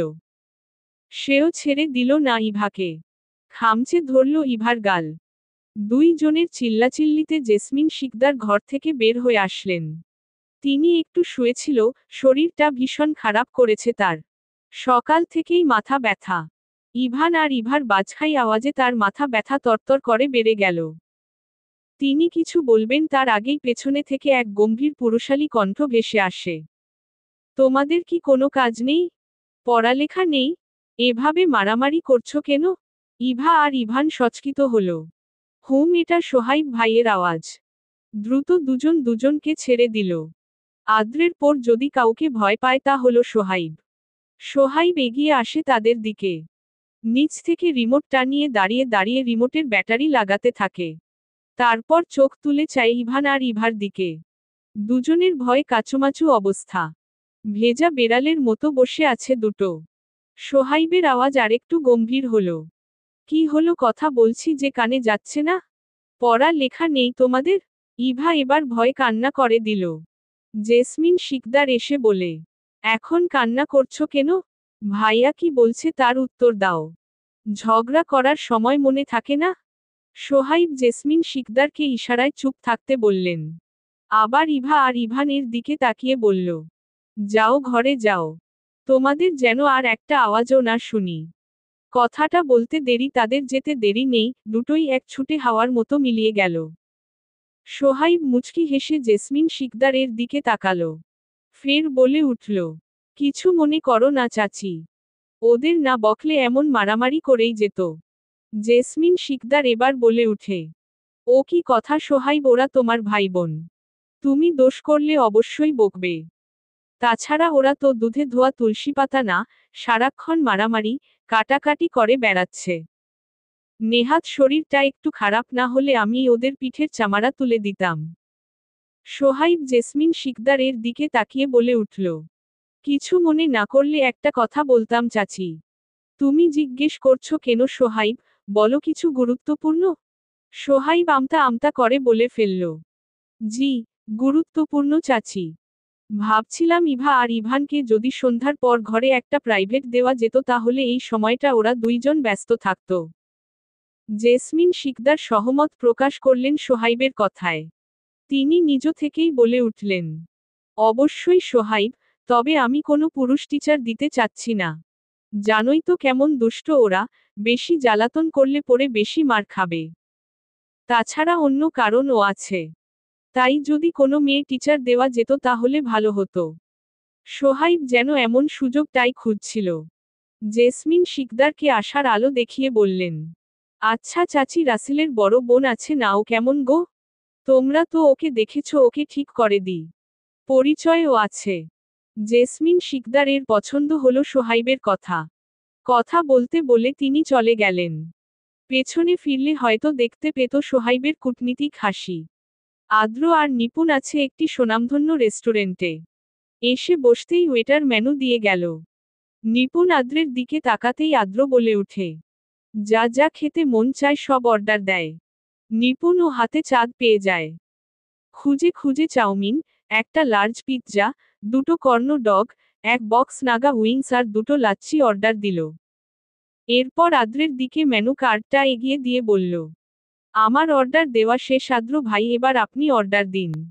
নিপুণের কথায় ওয়েটারের চোখ বড় হয়ে যায়। এতগুলো খাবার কি এই মেয়ে একা খাবে নাকি? আদ্র একবার নিপুণের দিকে তাকিয়ে আবার ওয়েটারর দিকে তাকায়। বলে উঠে, ও যা যা অর্ডার দিয়েছে আমার জন্য ও সেম নিয়ে এসো। এবার আদ্রের কথা শুনে ওয়েটারের চোখ কোটর থেকে বেরিয়ে আসার উপক্রম। চলে যায় সে। এক টেবিল খাবার সাজিয়ে বসে আছে আদ্র আর নিপুণ। নিপুণ এটা থেকে একবার ওটা থেকে একবার খেলেও আদ্রের সামনে আপাতত চাউমিনের প্লেট সে তার মতো খাচ্ছে। নিপুণ নিজের অর্ডারকৃত খাবার প্রায় শেষ করে ফেলেছে। আদ্র নিপুণের দিকে তাকিয়ে জিজ্ঞেস, কিরে, খাওয়া শেষ? আদ্র নিজের অর্ডারকৃত খাবারগুলো নিপুণের দিকে এগিয়ে দিল। নিপুণ কোনো দ্বিরুক্তি করল না। হঠাৎ করে পিৎজার একটা স্লাইস আদ্রের মুখের সামনে ধরল নিপুণ। কামড় দেওয়ার জন্য ইশারা করল। আদ্র ও বাধ্য ছেলের মতো এক কামড় খেয়ে নিল। নিপুণ সে পিৎজার স্লাইসটা আদ্রকে দিল না, নিজেই খেতে থাকল। তা দেখে আদ্র কিছুটা হাসল। কিছুক্ষণ পর নিপুণকে অবাক করে দিয়ে আদ্র নিপুণের আধা খাওয়া লাচ্ছিটা নিজে নিয়ে নিল। নিজেরটা দিয়ে দিল নিপুণের কাছে। নিপুণ ব্রু কুঁচকে জিজ্ঞেস করল, এটা কি হলো আদ্র ভাই? মনে হচ্ছে এটা বেশি টেস্টি, তাই আমি এটা নিয়েছি। তোর কোনো সমস্যা থাকলে বল, আমি ফেরত দিয়ে দিচ্ছি। নিপুণ আর কিছু বলল না। মনে মনে ভাবল হবে হয়তো ওটা বেশি টেস্টি। থাক আদ্র ভাই খাক ওটা। এত কিছুর মাঝে বেচারি বলেই গেল ও আদ্রের আধা খাওয়া লাচ্ছিটা খাচ্ছে। খাওয়া দাওয়ার পর্ব চুকিয়ে রেস্টুরেন্টের বাহিরে আসতেই শুনতে পায়, দেখেছিস ভাই কি মাল, জোস একদম। হু রে ভাই, দেখ কি বোক্কা, সাদা জামার নিচে কালা পড়ছে। বোক্কা খুকি একদম। আদ্র এমন কথা শুনে পেছনে ফিরে তাকায়। দেখতে পায় দুই তিনটে ছেলে। দৃষ্টি তাদের নিপনের পিঠের দিকে। অমনি শক্ত হলো হাতের মুষ্টিটা। সোজা গিয়ে ঘুষি লাগিয়ে দিল ছেলেটার গালে। ছেলেটাকে ঘুষি মারায় পাশ থেকে আরো দুজন চলে এলো। তাদের কেউ বেধম পেটালো আদ্র। সেও কিছুটা আঘাত পেয়েছে। কপালের এক কোণা দিয়ে একটু কেটে গেছে। এমন মারামারি দেখে চারপাশে মানুষজন চলে এলো। আদ্র এখনো ছেলেগুলোকে মারছে, নিপুণ এবার ভয় পেয়ে যায়। ছুটতে এসে আদ্রকে ছড়ায় সে। তো সে কি আর ছাড়াতে পারে? পুরুষের গায়ের জোর আর মেয়েদের গায়ের জোরে আকাশ পাতাল তফাতে। নিপুণ পেছনে থেকে আদ্রকে জড়িয়ে ধরে আছে, সে সুযোগে ছেলেগুলো পালিয়ে যায়। আদ্র নিপুণকে ধাক্কা মেরে সরিয়ে দেয়। ছিটকে পড়ে নিপুণ। আদ্র ভাই যে এখন তার উপরে রাগ মিটাবে সেটা এতক্ষণে সে বুঝে গেছে। মনে মনে বলে উঠল, আমার উপর যদি রাগ মেটালে এই ঝামেলা থেমে যায় তাহলে তাই করুক। নিপুণের আকাশ কুসুম চিন্তার মাঝেই আদ্র এসে নিপুণের হাত চেপে ধরে, ধরাটা এমন ছিল যেন এখনই মাংস ভেদ করে হাড়ে গিয়ে লাগবে। আদ্র টানতে টানতে নিপুণকে গাড়িতে বসালো। নিজেও গিয়ে বসে পড়ল ড্রাইভিং সিটে। চুল খামছে ধরে বসে আছে সে। রাগ তার এখন আকাশচুম্বী। মাথাটা তুলে নিপুণের দিকে তাকিয়ে বলল, আম সরি। বলে 1 মিনিটও দেরি করল না। নিপুণকে চুলগুলো ধরে একটানে নিজের কাছে নিয়ে আসলো। খানিকের ব্যবধানে ওষ্ঠে ওষ্ঠ পুড়ে দিল। নিপুণ হতভম্ব। কি থেকে কি হয়ে গেল বুঝতেও পারল না। তবে শিরায় শিরায় উত্তেজনা ছড়িয়ে পড়ল। এই প্রথম কোনো পুরুষ স্পর্শ করেছে তাকে, সে পুরুষ যাকে সে মনে প্রাণে নিজের করে পাওয়ার স্বপ্ন দেখে। আদ্রের এই ছোট্ট ঘনিষ্ঠতায় সেও সায় দিল। কিছুক্ষণের মধ্যে আদ্রের এই কাতর স্পর্শগুলো রূপ নিল ভয়াবহ যন্ত্রণায়। যেন তার ঠোঁটের উপর কও ব্লেড দিয়ে অত্যাচার চালাচ্ছে। আদ্রের দাঁতের জোর ঠিক এতটাই প্রখর ছিল। চোখের কার্নিশ বেয়ে জলের ধারা গড়িয়ে পড়ল নিপুণের। তাও আদ্র থামল না। আমার অস্তিত্বে শুধুই তুই। পাঠ 27। সাবিকুননাহার নিপুণ। সেই দিনের পর কেটে গেছে অনেকগুলো দিন। প্রায় মাস খানেক হবে, আদ্র সে দিন নিপুণের সাথে এই ক্ষণিকের সুখের মুহূর্ত শেষ করে গলায় জোরে একটা কামড় বসিয়ে দিয়েছে। কামড়ের জোর এতটাই প্রখর ছিল যে গলার চামড়া ভেদ করে তার মাংসে আঘাত হেনেছিল। সেখান থেকে লাল রঞ্জিত তরলও বের হয়েছিল। সাদা জামাটাই একটু দাগও পড়েছে। এত তাণ্ডব চালিয়ে আদ্র বাড়ি ফিরে প্রায় 8টার দিকে। নিপুণ ওড়নাটা দিয়ে তার গলাটা ভালোভাবে ঢেকে নিয়েছে। গাড়ি থেকে নামতে যাবে তখন আদ্র বলে উঠে, অ্যান্টিসেপটিক লাগিয়ে নিস, না হলে পরে ইনফেকশন হয়ে যাবে। তারপর আর কোনো কথা বলেনি সে। নিপুণ ও সোজা ঘরে চলে যায়। পেছনে তাকালে হয়তো দেখতে পেত আদ্রের এক হাত তার ঠোঁটে, মুখে লেগে আছে এক রহস্যময় হাসি। নিপুণ সে দিনের পর থেকে আদ্রের সামনে আর পড়েনি। পড়েনি বললে ভুল হবে, লুকিয়ে লুকিয়ে অবশ্যই দেখেছে তার আদ্র ভাইকে। সামনে আসার সাহস নেই তার। সেই দিনে কথা খানা ভেবে এখনো সে শিউরে উঠে। লাজুকলতার ন্যায় লতিয়ে যায় সে। চোখ মুখে হাত দিয়ে হেসে ফেলে। বিড়বিড় করে বলে উঠে, ইস আদ্র ভাই আপনি এত লুচ্চু কিভাবে হলেন? ততক্ষণে কর্কশ কণ্ঠে একটা ডাক শুনতে পেল নিপুণ। সমস্ত ভাবনা ছুটে গেল। সামনে তাকিয়ে দেখল, হট লুকে তাকিয়ে আছে নারায়ণ স্যার। গলা শুকিয়ে গেল নিপুণের। যেখানে বাঘের ভয় সেখানে সন্ধ্যা হয়। হঠাৎ নারায়ণ স্যার বলে উঠল, নিপুণ উঠে আসো। যে অঙ্কটা করাচ্ছিলাম তা বোর্ডে এসে করে দিয়ে যাও। নিপুণ হতভম্ব হয়ে বসে আছে। কোন অঙ্কটা করচ্ছিল সে তো এটা জানে না। ইনফ্যাক্ট সে যে হায়ার ম্যাথ ক্লাসে আছে সেটাও ভুলে গেছিল। ইশারায় রূপার থেকে জানতে চাইল নিপুণ, কিন্তু কোনো লাভ হলো না। স্যার এমন ডাইনোসরের লুকে তাকিয়ে আছে যে কেউই তাকে সাহায্য করতে পারল না। অবশ্য তাকে শুধু অঙ্কটা দেখিয়ে দিলেই হতো। তাকে এই অধ্যায়টা রাসেল স্যার করিয়েছে, কিন্তু কেউ তাকে সাহায্যের শও করতে পারল না। অগত্যা শাস্তি হিসাবে সারা ক্লাস দাঁড়িয়েছিল। দীর্ঘ 20 মিনিট পর ক্লাস শেষ হলে সে ধড়াস করে বসে পড়ে মাথা রাখে রূপার কাঁধে। রূপা দুঃখ প্রকাশ করে বলে উঠে, ইয়ের সরি, আমি তোকে সাহায্য করতে পারিনি। স্যার কেমন আমার দিকে তাকিয়েছিল দেখেছিস? জল্লাদ 1 নাম্বারের। সরি। আরে সমস্যা নেই, এমনিতে আমি এসব পাত্তা দেই না। বেচারা স্যার হয়তো বাড়ি থেকে বউয়ের ঝাড়ি খেয়ে এসেছে, আর আমার উপর বউয়ের রাগ ঝেড়ে দিয়েছে। নেহাত আমারও দোষ ছিল, না হলে স্যারকে দেখিয়ে দিতাম আমি কি জিনিস। নিপুণের এমন কথায় রূপা হেসে দিল। আবার হাসি বন্ধ করে বলে উঠল, তা তুইও বা এমন চোখ মুখ ঢেকে হাসছিলি কেন? জানিস কি মনে হচ্ছিল? মনে হচ্ছিল তুই বিবাহিত, আর স্বামীর কথা মনে করে হাসছিলি। রূপার কথা শুনে নিপুণ তড়িৎ মাথা উঠায়। শুকনো ঢোক গিলে রূপার দিকে তাকিয়ে প্রশ্ন ছুড়ল, সত্যি কি তাই মনে হয়েছে? হু, তা নয়তো কি আমি তোকে বলছি। আমিও তো তাই ভেবেছিলাম। আর স্যার তো বিবাহিত, স্যার আরও বেশি কিছু ভেবে নিয়েছিল হয়তো। রূপার কথায় নিপুণ লজ্জায় আড়ষ্ট হয়ে যায়। সত্যিই তো এমন কিছুই ভাবছিল সে। কথাটা মনে করতেই গালে লাল আভা ছড়িয়ে পড়ে। তার দিকে সন্দিহান দৃষ্টিতে তাকায় রূপা। শুকনো কাশি দিয়ে নিপুণের দৃষ্টি আকর্ষণ করে। সত্যি কিরে বলতো নিপুণ, কি হয়েছে? লজ্জায় এমন লাল হয়ে যাচ্ছিস কেন? কাহিনী কি? নিপুণ পড়েছে মহা গেরাকলে। রূপা তার প্রাণের বন্ধু। সে তার সাথে ওয়াদা করেছিল সব সুখ দুঃখের কথা বলবে একে অপরকে। কিন্তু তা বলে কি আদ্র ভাইয়ের সাথে ছোট একটা ঘনিষ্ঠ মুহূর্তের কথাও শেয়ার করবে সে? না, না, কখনোই না। এই লজ্জার কথা সে কাউকে বলতে পারবে না। কখনো না। রূপা এখনো জিজ্ঞাসু দৃষ্টিতে তাকিয়ে আছে। নিপুণ তার চেহারার এক্সপ্রেশন ঠিক করে বলল, তেমন কিছু না, পুরনো একটা ঘটনা মনে পড়ে গিয়েছিল তাই হেসে ফেলেছি। তুই এমন গোয়েন্দা হয়েছিস কেন? নিপুণ কথা ঘোরাতে বলে উঠল, চল ক্যান্টিন থেকে ঘুরে আসি। খিদে পেয়েছে আমার। রূপা নিপুণের কথায় বিশ্বাস করল। যা উড়নচণ্ডী মেয়ে নিপুণ। হয়তো কোনো কথা মনে পড়ায় হেসে ফেলেছে। সে মাথা ঘামালো না। নিপুণের সাথে চলে গেল কলেজ ক্যান্টিনে। দুপুর রাত 2টায় কলেজ ছুটি। রাত 2:30 থেকে ভোর 5টায় কোচিং। অবশ্য সে কোচিং এ রূপাও আছে। দুজনে একসাথেই জয়। নিপুণ কোচিং থেকে বের হয়ে নিজেদের গাড়ি দেখতে পায় না। দেখতে পায় গাড়ির বদলে বাইক, সাথে আদ্র হেলান দিয়ে দাঁড়িয়ে আছে। নিপুণের যেন চোখ আটকে গেল আদ্রের পানে চেয়ে।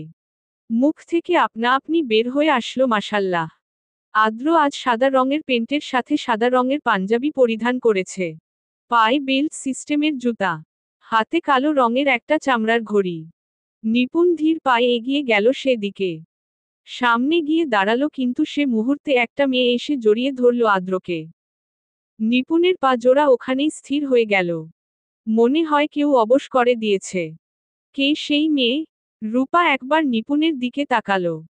স্থির দেখিতে পেল নিপুণের চোখখানা। ভয় পেল রূপা, এখানে না আবার কোনো অঘটন ঘটে যায়। শক্ত করে চেপে ধরল নিপুণের হাত। কিন্তু সেদিকে নিপুণের ভ্রুক্ষেপ নেই। সে শুধু সামনে থাকা মেয়েটাকেই দেখে যাচ্ছে। এমন ভাবে কেউ জড়িয়ে ধরায় আদ্র ভীষণভাবে চমকালো।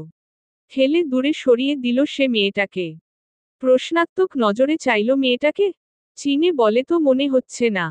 নজর ঘুরিয়ে একবার পেছনে দাঁড়ানো নিপুণের দিকে চাইল। মেয়েটা এমন স্থির হয়ে আছে কেন? হঠাৎ নিপুণের দিক থেকে চোখ সরিয়ে বলে উঠল, সরি, আমি কি আপনাকে চিনি মিস? মেয়েটি গদগদ হয়ে উত্তর দিল, জি না, আসলে কিছু মনে করবেন না আপনি। মেয়েটি হাত দিয়ে দূরে ইশারা করে বলল, আসলে আমার বন্ধুরা আমাকে ডেয়ার দিয়েছিল আপনাকে জড়িয়ে ধরার। তা এখন মনে হচ্ছে ভালোই করেছে ডেয়ার দিয়ে। আপনার মতো একটা সুদর্শন ছেলের সাক্ষাৎ পেয়ে গেলাম। মেয়েটির এমন কথায় পেছনে দাঁড়ানো নিপুণ ঠোঁট বাঁকিয়ে হাসল। রূপার বাঁধন থেকে নিজের হাতটা ছাড়িয়ে সামনে এগিয়ে গেল। দাঁড়ালো আদ্রের পাশে। গম্ভীর মুখে বলে উঠল, তামিজ কাউকে জড়িয়ে ধরার আগে আপনার তো জানা উচিত তার বউ বাচ্চা আছে কিনা। আপনার এমন বিহেভিয়ার এর জন্য তার সংসারটা ভেঙে যেতে পারে। নিপুণের এমন কথায় আদ্র কেসে উঠল। এই কোন নিপুণকে দেখছে আদ্র?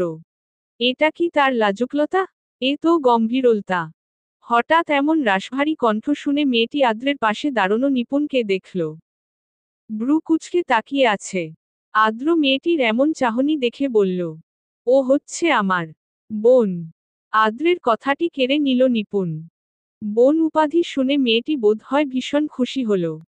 আগ বাড়িয়েই বলে উঠল, ও তুমি ওনার বোন? আমি জান্নাত বলেই হাত বাড়িয়ে দিল। নিপুণও হেসে মেয়েটির হাত ধরল।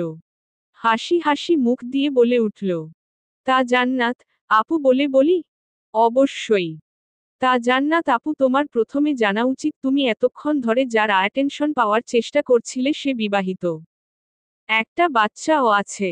নিপুণের এমন কথায় শুনে জান্নাত অবিশ্বাসের চোখে তাকায়। আদ্র আর রূপা আকাশ থেকে পড়ে।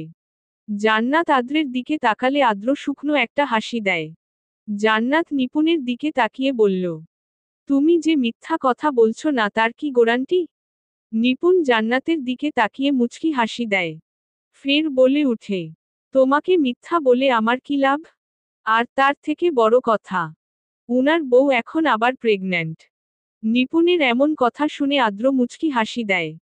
ফের মুখে গম্ভীরতার ছোঁয়া এনে বলে, তোমাকে এত কথা বলছি কেন মেয়ে? যাও নিজের কাজে যাও। রাস্তা ঘাটে ছেলে মানুষ দেখলে তোমাদের মতো কিছু মেয়ের দেওয়ার উত্তেজনা বাড়ে। যাও এখান থেকে। জান্নাত ভীষণ লজ্জায় পড়ে গেল। আসলে সে নিজে ইচ্ছে করে আদ্রকে জড়িয়ে ধরেছে। বন্ধুরা ছিল বিধায় তাদের উপর দেয়ারের দোষ চাপিয়ে দিয়েছিল। সরি বলে মুহূর্তে সে স্থান ত্যাগ করল। আদ্র একবার নিপুণের দিকে তাকালো, আবার রূপার দিকে তাকালো। একটু এগিয়ে একটা রিকশা থামলো আদ্র। রূপার দিকে তাকিয়ে প্রশ্ন করল, একা যেতে পারবে তো রূপা? জি, পারবো বলেই রূপা রিকশার দিকে এগিয়ে যায়। যাওয়ার পথে নিপুণের সামনে গিয়ে থামে। এক নজর তাকায় নিপুণের দিকে। নিপুণকে আমি নিয়ে যাব। তুমি যাও। আদ্রের এমন কথায় রূপা দ্রুত রিকশায় উঠে গেল। নিপুণ বলে উঠে, আমিও যাব তোর সাথে। নিপুণ আগাতে যায় অমনি আদ্র নিপুণের হাত চেপে ধরে। রিকশাওয়ালা মামার হাতে আদ্র 100 টাকা দিয়ে বলে, রাখুন আর ওকে সুরক্ষিতভাবে ওর গন্তব্য পৌঁছে দিবেন। রিকশা টেনে মামা বেরিয়ে যায়। রূপা পেছনে ফেলে আসে তার প্রাণপ্রিয় বান্ধবীকে আর এনাকন্ডা আদ্র ভাইকে। মনে মনে বলে উঠে, মাফ করে দিস আমায় বান্ধবী। আদ্র নিপুণের হাত ছেড়ে দেয়। বাইকে গিয়ে বসে সে। হস্কি কণ্ঠে ডেকে উঠে নিপুণকে। বাইকে উঠার জন্য কি ইনভাইটেশন কার্ড পাঠাতে হবে নাকি? আদ্রের এমন কথায় নিপুণের গা জ্বলে উঠল। ধপ ধপ পা ফেলে পেছনে গিয়ে বসল। তবে ধরল না আদ্রকে। আদ্র বুঝল তার রুদ্রাণী রেগে আছে। মৃদু হাসল সে, রেগে থাকুক, একটু রাগ শরীরের পক্ষে ভালো। বলেই সর্বোচ্চ গতিতে বাইক টান দিল। নিপুণ ছিটকে এসে আদ্রের উপরে পড়ল। নিপুণ চমকালো, লজ্জাও পেল ভীষণ। লজ্জায় গালটা ভীষণ লাল হলো। আদ্র ভাই কি বুঝতে পেরেছে? সেটা নিয়ে যদি কিছু বলে তাহলে সে শেষ হয়ে যাবে। আদ্র বাইকের স্টিয়ারিং থেকে একটা হাত নামিয়ে এনে নিপুণের বা হাতটা খপ করে ধরে ফেলে। সেই হাতটা অতি যত্নে আদ্রে বুকের কাছ দিয়ে নিয়ে আসে। হাতটা সেখানে রেখে বলে, শক্ত করে ধরে রাখো। দেখ আমার হার্টবিট কত ফাস্ট চলছে। কেন বলতো? কি এমন হলো কিছুক্ষণের মধ্যে বলতো? নিপুণ এমন কথায় ছটফট করে উঠে। হাতটা সরাতে চাই। আদ্র ধমকে উঠে, খবরদার হাতটা সরাবি না। হাতটা দিয়ে আমাকে শক্ত করে ধরে রাখো। না হলে আমি হতে পড়ে যাব। নিপুণের সব রাগ তো ওই সময়েই গলে গেছে। এখন যা আছে তা শুধু লজ্জা আর আড়ষ্ঠতা। আদ্র ভাই কি বুঝতে পারছে না, নিপুণের হাতপায়ে কাঁপন ধরেছে। নিপুণের বুকের সাথে যে আদ্রের পিঠ লেগে আছে, আদ্র কি বুঝতে পারছে নিপুণের হৃদয়ের কম্পন? বুঝতে পারছে কি? আমার অস্তিত্বে শুধুই তুই। পাঠ 28। সাবিকুননাহার নিপুণ। অর্পা এসেছে শিকদার বাড়িতে। ইভা আর ইভানের পড়ার দায়িত্ব এখন তার। সেই দিন সোহাইব জেসমিন শিকদারের সাথে কথা বলেই রাসেলকে কল দিয়েছে। নাম্বার নিয়েছে অর্পার। মূল উদ্দেশ্য অর্পাকে এই বাড়িতে আনা। সে জন্যই সোহাইব ইভা আর ইভানের নাম প্রয়োগ করেছে। তাই বলে যে ইভা আর ইভানকে সে ভালোবাসে না তা নয়, তবে কিছু পেতে গেলে তো একটু কাঠখড় পোড়াতেই হবে। তাই ইভা আর ইভানকে কেন্দ্র করে আগে জেসমিন শিকদারকে রাজি করিয়েছে, তারপর অর্পাকে রাজি করিয়েছে সে। ইদানিং সোহাইব সন্ধ্যার সময়টা বাড়িতেই থাকে। মূলত এই সময়টাকে সে অর্পার সাথে কথা বলার কাজে লাগায়। বিভিন্ন টপিক দিয়ে অর্পাকে বিরক্ত করা তার যেন প্রধান কাজ। এই যে কিছু দিন আগের কথা, অর্পা ইভা আর ইভানকে পড়াচ্ছে। সে সময় হুট করে সোহাইব রুমে চলে আসে। এসেই অর্পার সামনে দাঁড়ায়। এভাবে হুট করে সামনে আসায় অর্পা বেশ খানিকটা ভয় পেয়ে গেছিল। কি সমস্যা আপনার? এভাবে হুট করে সামনে আসলেন কেন? সোহাইব যেন অর্পার কথাটাকে পাত্তাই দিল না। গা ঝাড়া ভাব নিয়ে ইভা আর ইভানকে বলে উঠল, ম্যাডাম পড়াতে আসলে যে নাস্তা দিতে হয় সেটাও দেখছি জানো না তোমরা। যাও নিচে যাও আর আম্মুকে বলো সোহাইব ভাই বলছে ম্যাডামকে নাস্তা দিতে। সোহাইবের এমন রাগান্বিত ফেস দেখে ইভা আর ইভান এতক্ষণে পোগারপার হয়ে গেছে। অর্পা এতক্ষণ ধরে সোহাইবের কার্যকলাপ দেখছে। বেশ বিরক্ত হলো সে। আমি কি আপনার কাছে নাস্তা চেয়েছি মি? সোহাইব, না। তাহলে আপনি কেন পাঠিয়েছেন বাচ্চা দুটোকে? ছি ছি আন্টি এখন আমাকে কি ভাববে? কিছুই ভাববে না। আমি তো আমার নাম বলে দিয়েছি। আপনাকে কিছু ভাবার কি আছে? অর্পা সোহাইবের কথায় বেশ বুঝতে পারল যে সোহাইব রেগে আছে।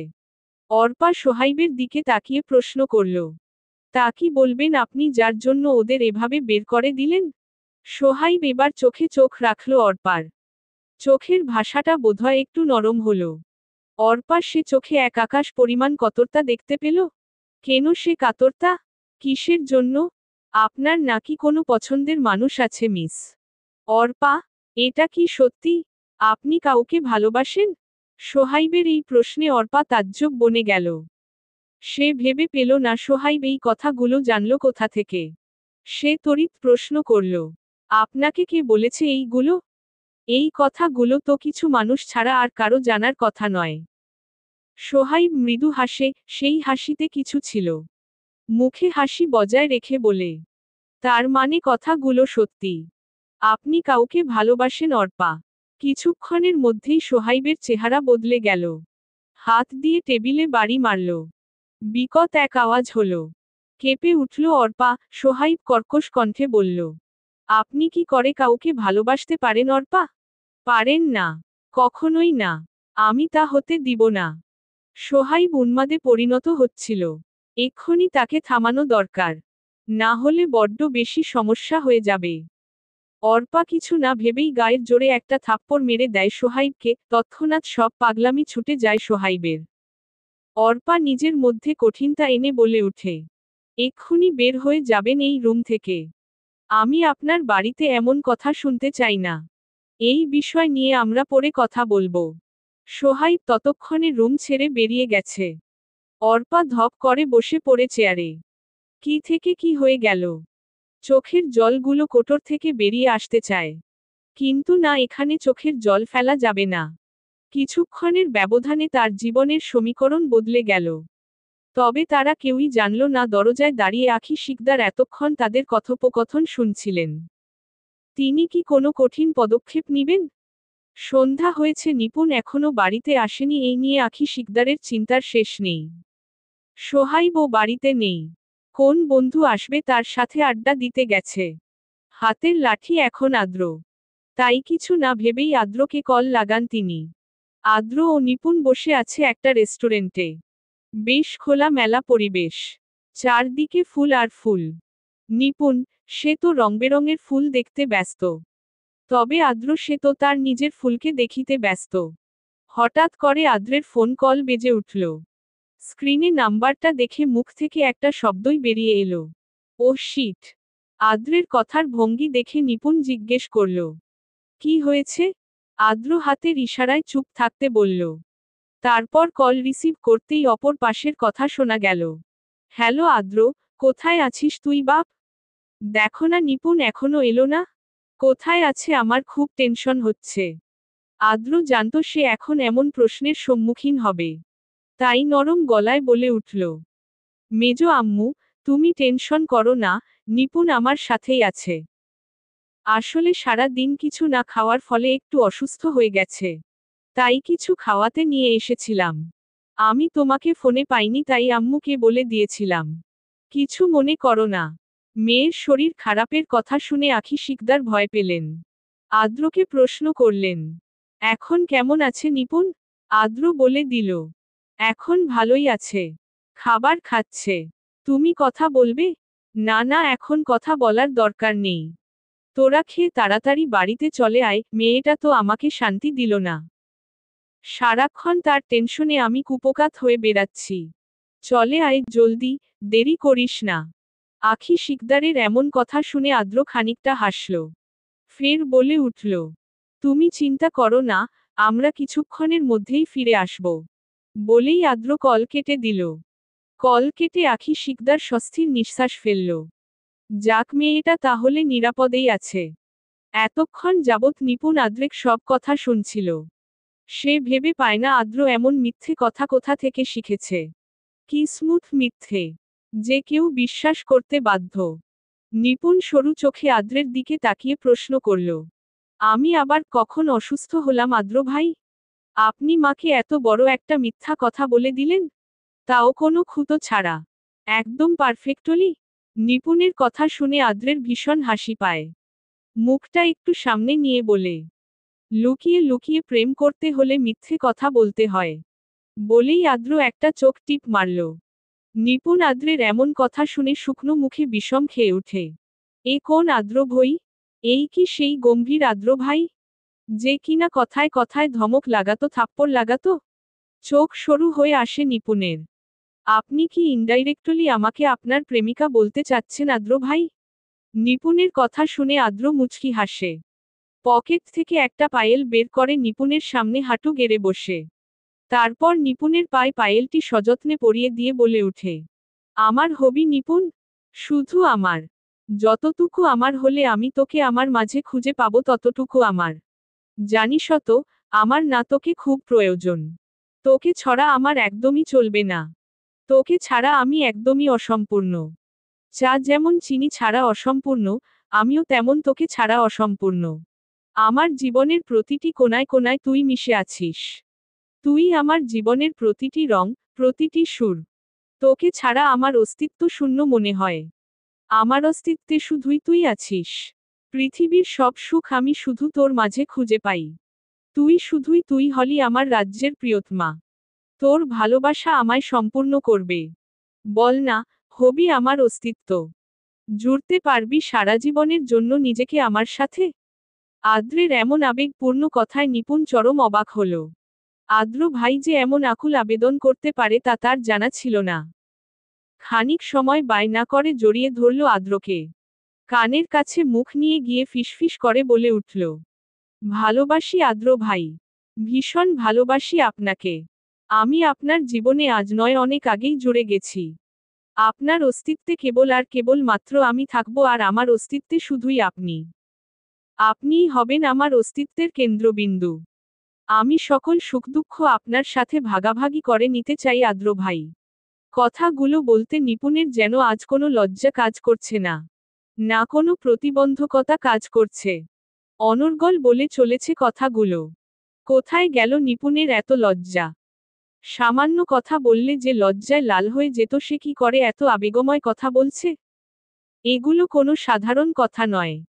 এগুলো এত দিনের জমানো ভালোবাসা, যা আজ স্থান পেয়েছে বাইরে বের হওয়ার। আমার অস্তিত্বে শুধুই তুই। পাঠ 29। সাবিকুননাহার নিপুণ। সন্ধ্যার পর বাড়ি ফিরেছে নিপুণ আর আদ্র। নিপুণ কিছুক্ষণ পর পার আদ্রের মুখের দিকে তাকাচ্ছে। কিন্তু আদ্রের মুখভঙ্গি দেখে বোঝা গেল না কিছু। এমন একটা মুডে আছে মনে হচ্ছে কিছুক্ষণ আগের কথা ভুলে মেরে দিয়েছে। নিপুণের এবার খুব বিরক্ত লাগলো। এতবার সে আদ্রের দিকে তাকাচ্ছে আর আদ্র বুঝি একবার তার দিকে তাকাতে পারছে না। কই রেস্টুরেন্টের ভেতর তো কত মিষ্টি করে প্রেম নিবেদন করল। কত আবেগময় কথা ছিল এইগুলো, কিন্তু এখন আবার সেই কঠোর আদ্রতে বদলে গেল।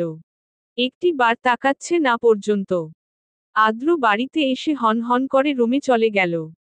যাওয়ার আগে আখি শিকদারকে বলে গেছে এক কাপ কফি ঘরে পাঠিয়ে দেওয়ার জন্য। আখি শিকদার কফি বানাতে রান্না ঘরের দিকে হাঁটা দেয়। তখনই অনিমা শিকদার এসে নিপুণের পাশে দাঁড়ায়।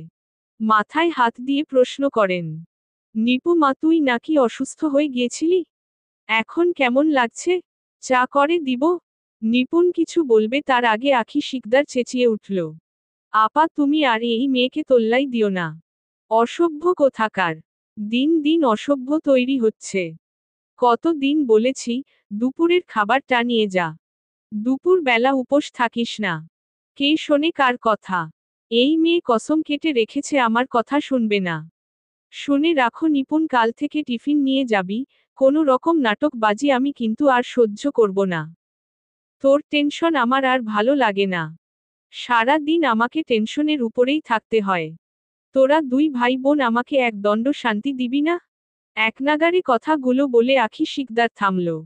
নিপুণ এখনো দাঁড়িয়ে আছে। তখনই অনিমা শিকদার নিপুণের কানের কাছে মুখ নিয়ে বলল, কি মনে হচ্ছে? মা মনে হয় আজ বেশি রেগে আছে। অনিমা শিকদার এর মতো নিপুণ ও ফিসফিস করে বলে উঠল, তাই তো মনে হচ্ছে। তুমি প্লিজ মাকে একটু সামলে নিও। না হলে আজ আমার গোষ্ঠীর শ্রাদ্ধ করে দিবে। কথাটা বলেই অনিমা শিকদার এর গালে একটা চুমু দিয়ে ছুটল ঘরের দিকে। অনিমা শিকদার নিপুণের এমন বাচ্চামো দেখে একটু হাসলেন। রান্নাঘরের দিকে এগিয়ে গেলেন।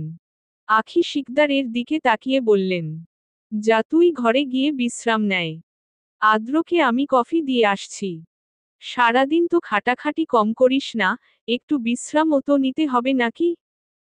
আর নিপুণের উপর রাগারাগি করবি না একদম বলে দিলাম। আমি যদি শুনেছি তুই ওকে বকাবকি করেছিস তাহলে খুব খারাপ হবে কিন্তু। যা এখন ঘরে গিয়ে বিছানার পিঠটা একটু লাগা।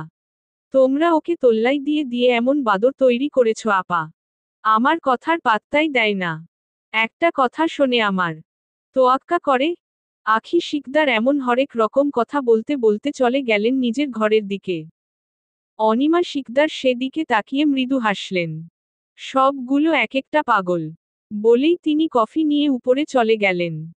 কফি নিয়ে আদ্রের রুমের সামনে এসে নক করল। আসবো? হুম আসো। অনিমা শিকদার ভেতরে প্রবেশ করা মাত্র আদ্র ল্যাপটপটা থেকে মাথা তুলে চাইল। নরম গলায় বলে উঠল, আমার ঘরে আসতে তোমার কোনো অনুমতি নেওয়ার প্রয়োজন নেই আম্মু। যে কোনো সময়ই আসতে পারো। কথাটা বলেই আবার কাজে মনোযোগ দিল। অনিমা শিকদার ধোয়া ওঠা কফিটা নাইট স্ট্যান্ডের উপরে রাখল। গম্ভীর কণ্ঠে বলে উঠল, নিপুণকে নিয়ে রেস্টুরেন্টে গিয়েছিস আমাকে বললে কি মহাপাপ হতো? আখি যখন আমাকে জিজ্ঞেস করেছে তখন আমার কি অবস্থা হয়েছে ভেবেছিস? অন্তত একটা মেসেজ দিয়ে রাখতি। হুট করে চলে গেছি আম্মু, প্লেন ছিল না। না হলে তোমাকে জানাতাম। অনিমা শিকদার এবার তেলে বেগুনে জ্বলে উঠল। তা তো ঠিকই, তুমি প্রেমে পড়ো হুট করে, রেস্টুরেন্টে চলে যাও হুট করে, কবে দেখব বিয়েটাও হুট করে করে নিয়েছিস। অনিমা শিকদারের এমন কথায় আদ্র একটু বিরক্ত হল। মুখ দিয়ে সূচক শব্দ বের করে বলে উঠল, আহা আম্মু ক্ষমা করো তো। তোমাকে না জানিয়ে আমি বিয়ে করতে যাব না। কাউকে জানাই আর না জানাই তোমাকে জানাবো। খুশি। আদ্রের এমন কথায় অনিমা শিকদার খুশি হয়। গদ গদ হয় জানতে চায়, আজকে রেস্টুরেন্টে গিয়ে কি করেছিস? আদ্র এবার সরু চোখে তার মায়ের দিকে ফিছলে হেসে বলে উঠে, আম্মু সিরিয়াসলি? তুমি তোমার ছেলের প্রেম কাহিনী জানতে চাইছো? আর রেস্টুরেন্টে গিয়ে মানুষ যা করে আমরাও তাই করেছি। খাবার খেয়েছি আর কি। অনিমা শিকদার তার ছেলের দিকে চাইল। সত্যিই বলছে মনে হয়। কিছুক্ষণ তাকিয়ে থাকলো আদ্রের দিকে। তারপর চলে গেল নিচে। আদ্র এবার স্বস্তির নিঃশ্বাস ত্যাগ করল। সবার সামনে আদ্র একরকম, তার মা বাবার সামনে সে আরেক রকম। আর কত রূপ আছে তার। নিপুণ আজ পড়ছে কম, কল্পনার জগতে আছে বেশি। এসেই জিরিয়ে পড়তে বসেছিল। কিন্তু সদ্য প্রেমিক পুরুষ থেকে প্রেমের প্রস্তাব পাওয়া এই কন্যার কি আর পড়ায় মন বসে। কত রকম কল্পনা যে করে ফেলেছে কি কিছু সময়ের মধ্যে। বিয়ের দিনের সাজ থেকে বাসর রাত পর্যন্ত চিন্তা করে ফেলেছে সে। ইস, আদ্র ভাই যদি তার এমন কল্পনার কথা জানতো তাহলে কি হার্ট ফেইল করত, নাকি এমন চিন্তা ভাবনার জন্য নিপুণকে 2টা থাপ্পড় মারত। এসব চিন্তা ভাবনা করতে করতে রাতের খাবার সময় হয়ে গেছে। ইভার ডাকে নিপুণের ধ্যান ভাঙল। এই যে নিপু ফু, কোথায় হারিয়ে গেলে তুমি? কতক্ষণ ধরে ডাকছি। মেজো আম্মু ডেকেছে নিচে খাবার খাওয়ার জন্য। আসছি। তুই যা। ইভা যেতে নিলে নিপুণ পেছনে থেকে আবার ডেকে ওঠে। ইভা, কি হয়েছে নিপুফু? তুমি তো বললে যেতে। নিপুণ আমতা আমতা করে জিজ্ঞেস করল। আদ্র ভাই আসেছে টেবিলে? হুম। কখন? আচ্ছা তুই যা, আমি আসছি। নিপুণের কথাটি বলা মাত্রই ইভা তার ঘর ত্যাগ করেছে। এবার নিপুণ পড়েছে মহা ঝামেলায়। কি কিরে সে আদ্রের মুখোমুখি হবে? শত লজ্জা পেছনে ফেলে উঠে দাঁড়ালো সে। পা বাড়ালো ডাইনিং এর দিকে। যা হওয়ার তা দেখা যাবে। খাওয়ার সাথে নো কম্প্রোমাইজ।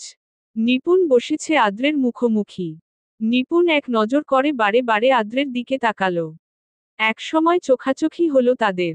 নিপুণ সে চোখে চোখ রাখতে পারেনি। দ্রুত চোখ সরিয়ে নিল সে। বুকের মাঝখানে দ্রিম দ্রিম আওয়াজ হচ্ছে। কেউ কি শুনতে পেল এই আওয়াজ? মনে তো হচ্ছে হৃদযন্ত্রটা এক্ষুনি বের হয়ে আসবে। সূক্ষ্ম চিনচিন ব্যথা অনুভব করল বুকের একপাশে। এক ঝাঁক লজ্জা নিপুণকে ঘিরে ধরেল তক্ষুনি। যতই লজ্জা পাবে না বলুক, লজ্জা কি আর বাধা মানে? এটা তো এমনি এমনি চলে আসে।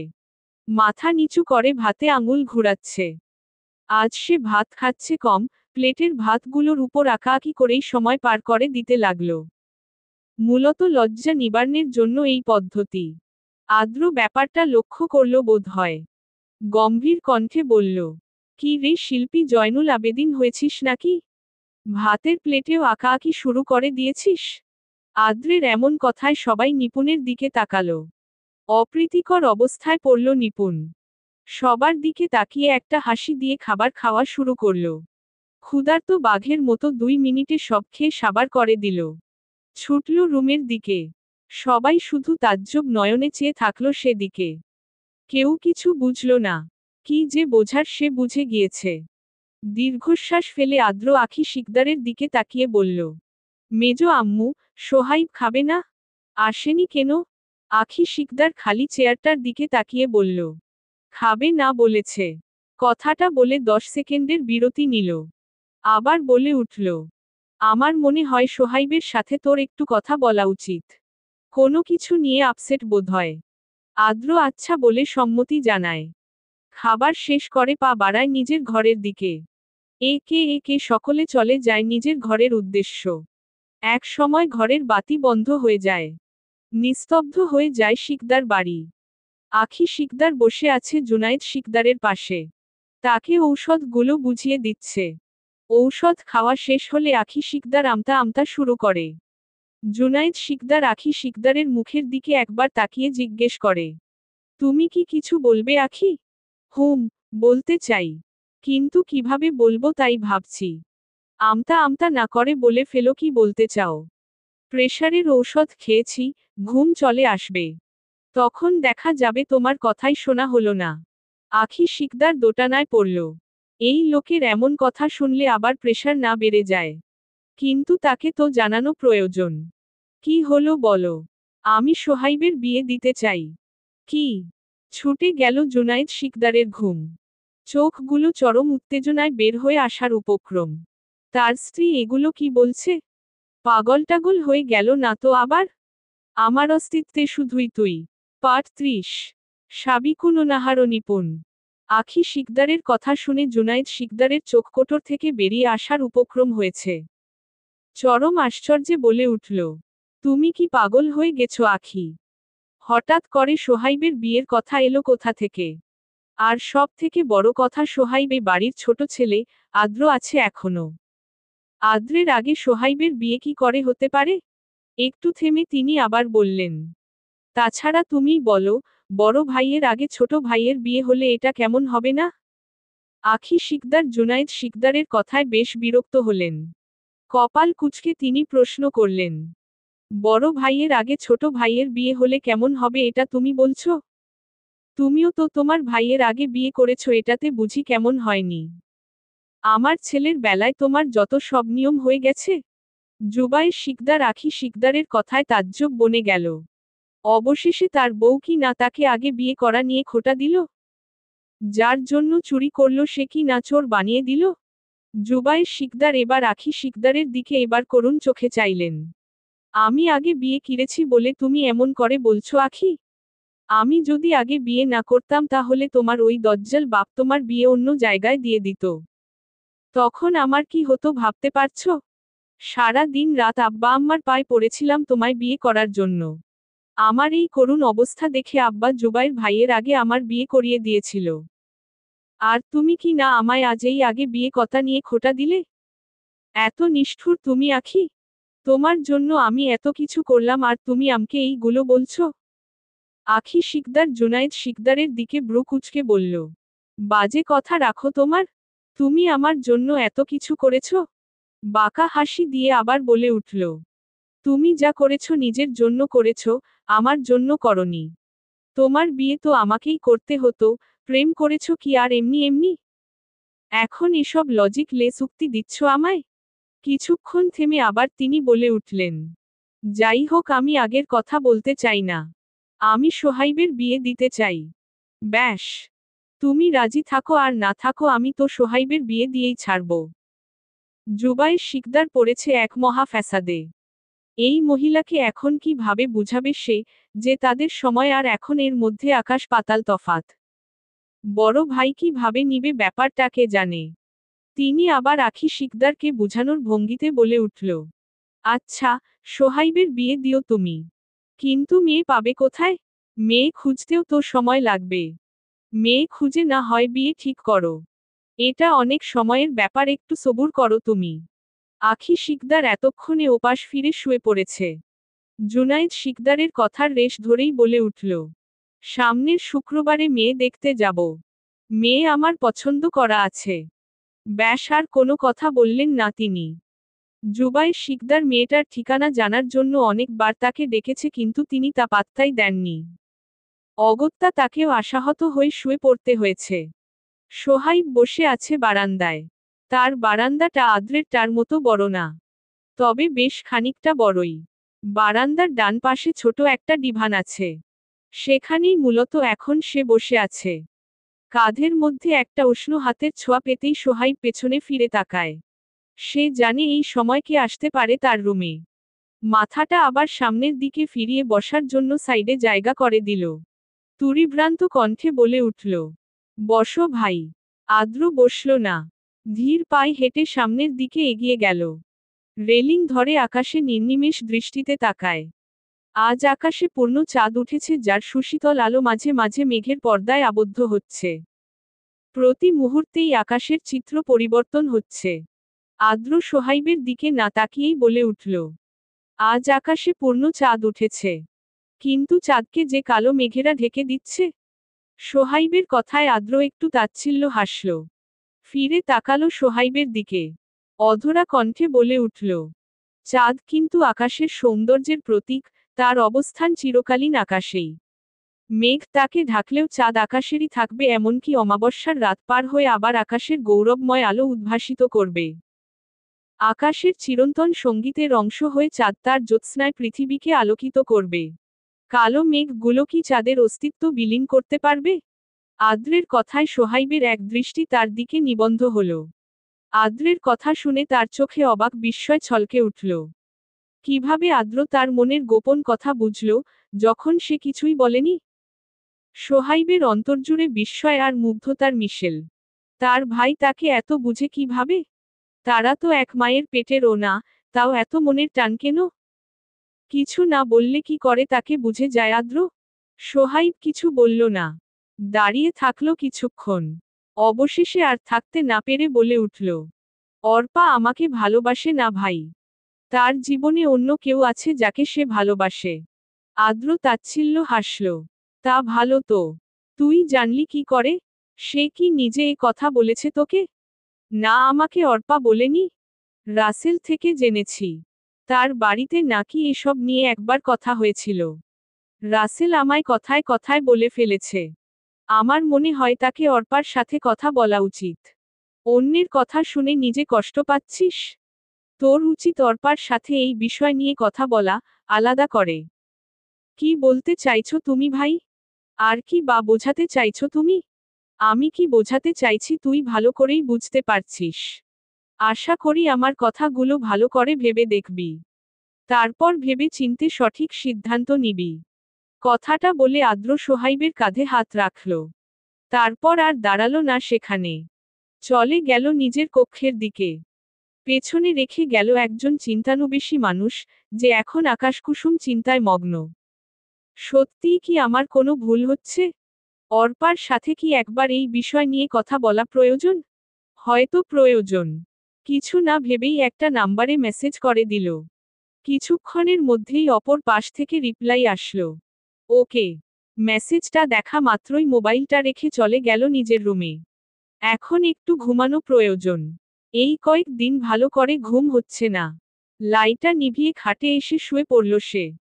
এর পরপরই একগাদা ঘুম তার চোখ জুড়ে নেমে এলো, ফলস্বরূপ সে চোখ খোলা রাখতে পারল না আর। ঘুটঘুটে অন্ধকারের গভীরে তলিয়ে গেল সে, যেন নিঃশব্দে স্বপ্নের জগতে পাড়ি জমালো।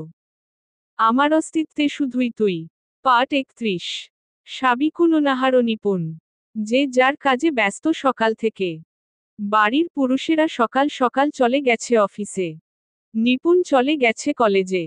ইভা আর ইভান গেছে স্কুলে। বাড়িতে শুধু এখন আছে শিকদার বাড়ির 3 বউ।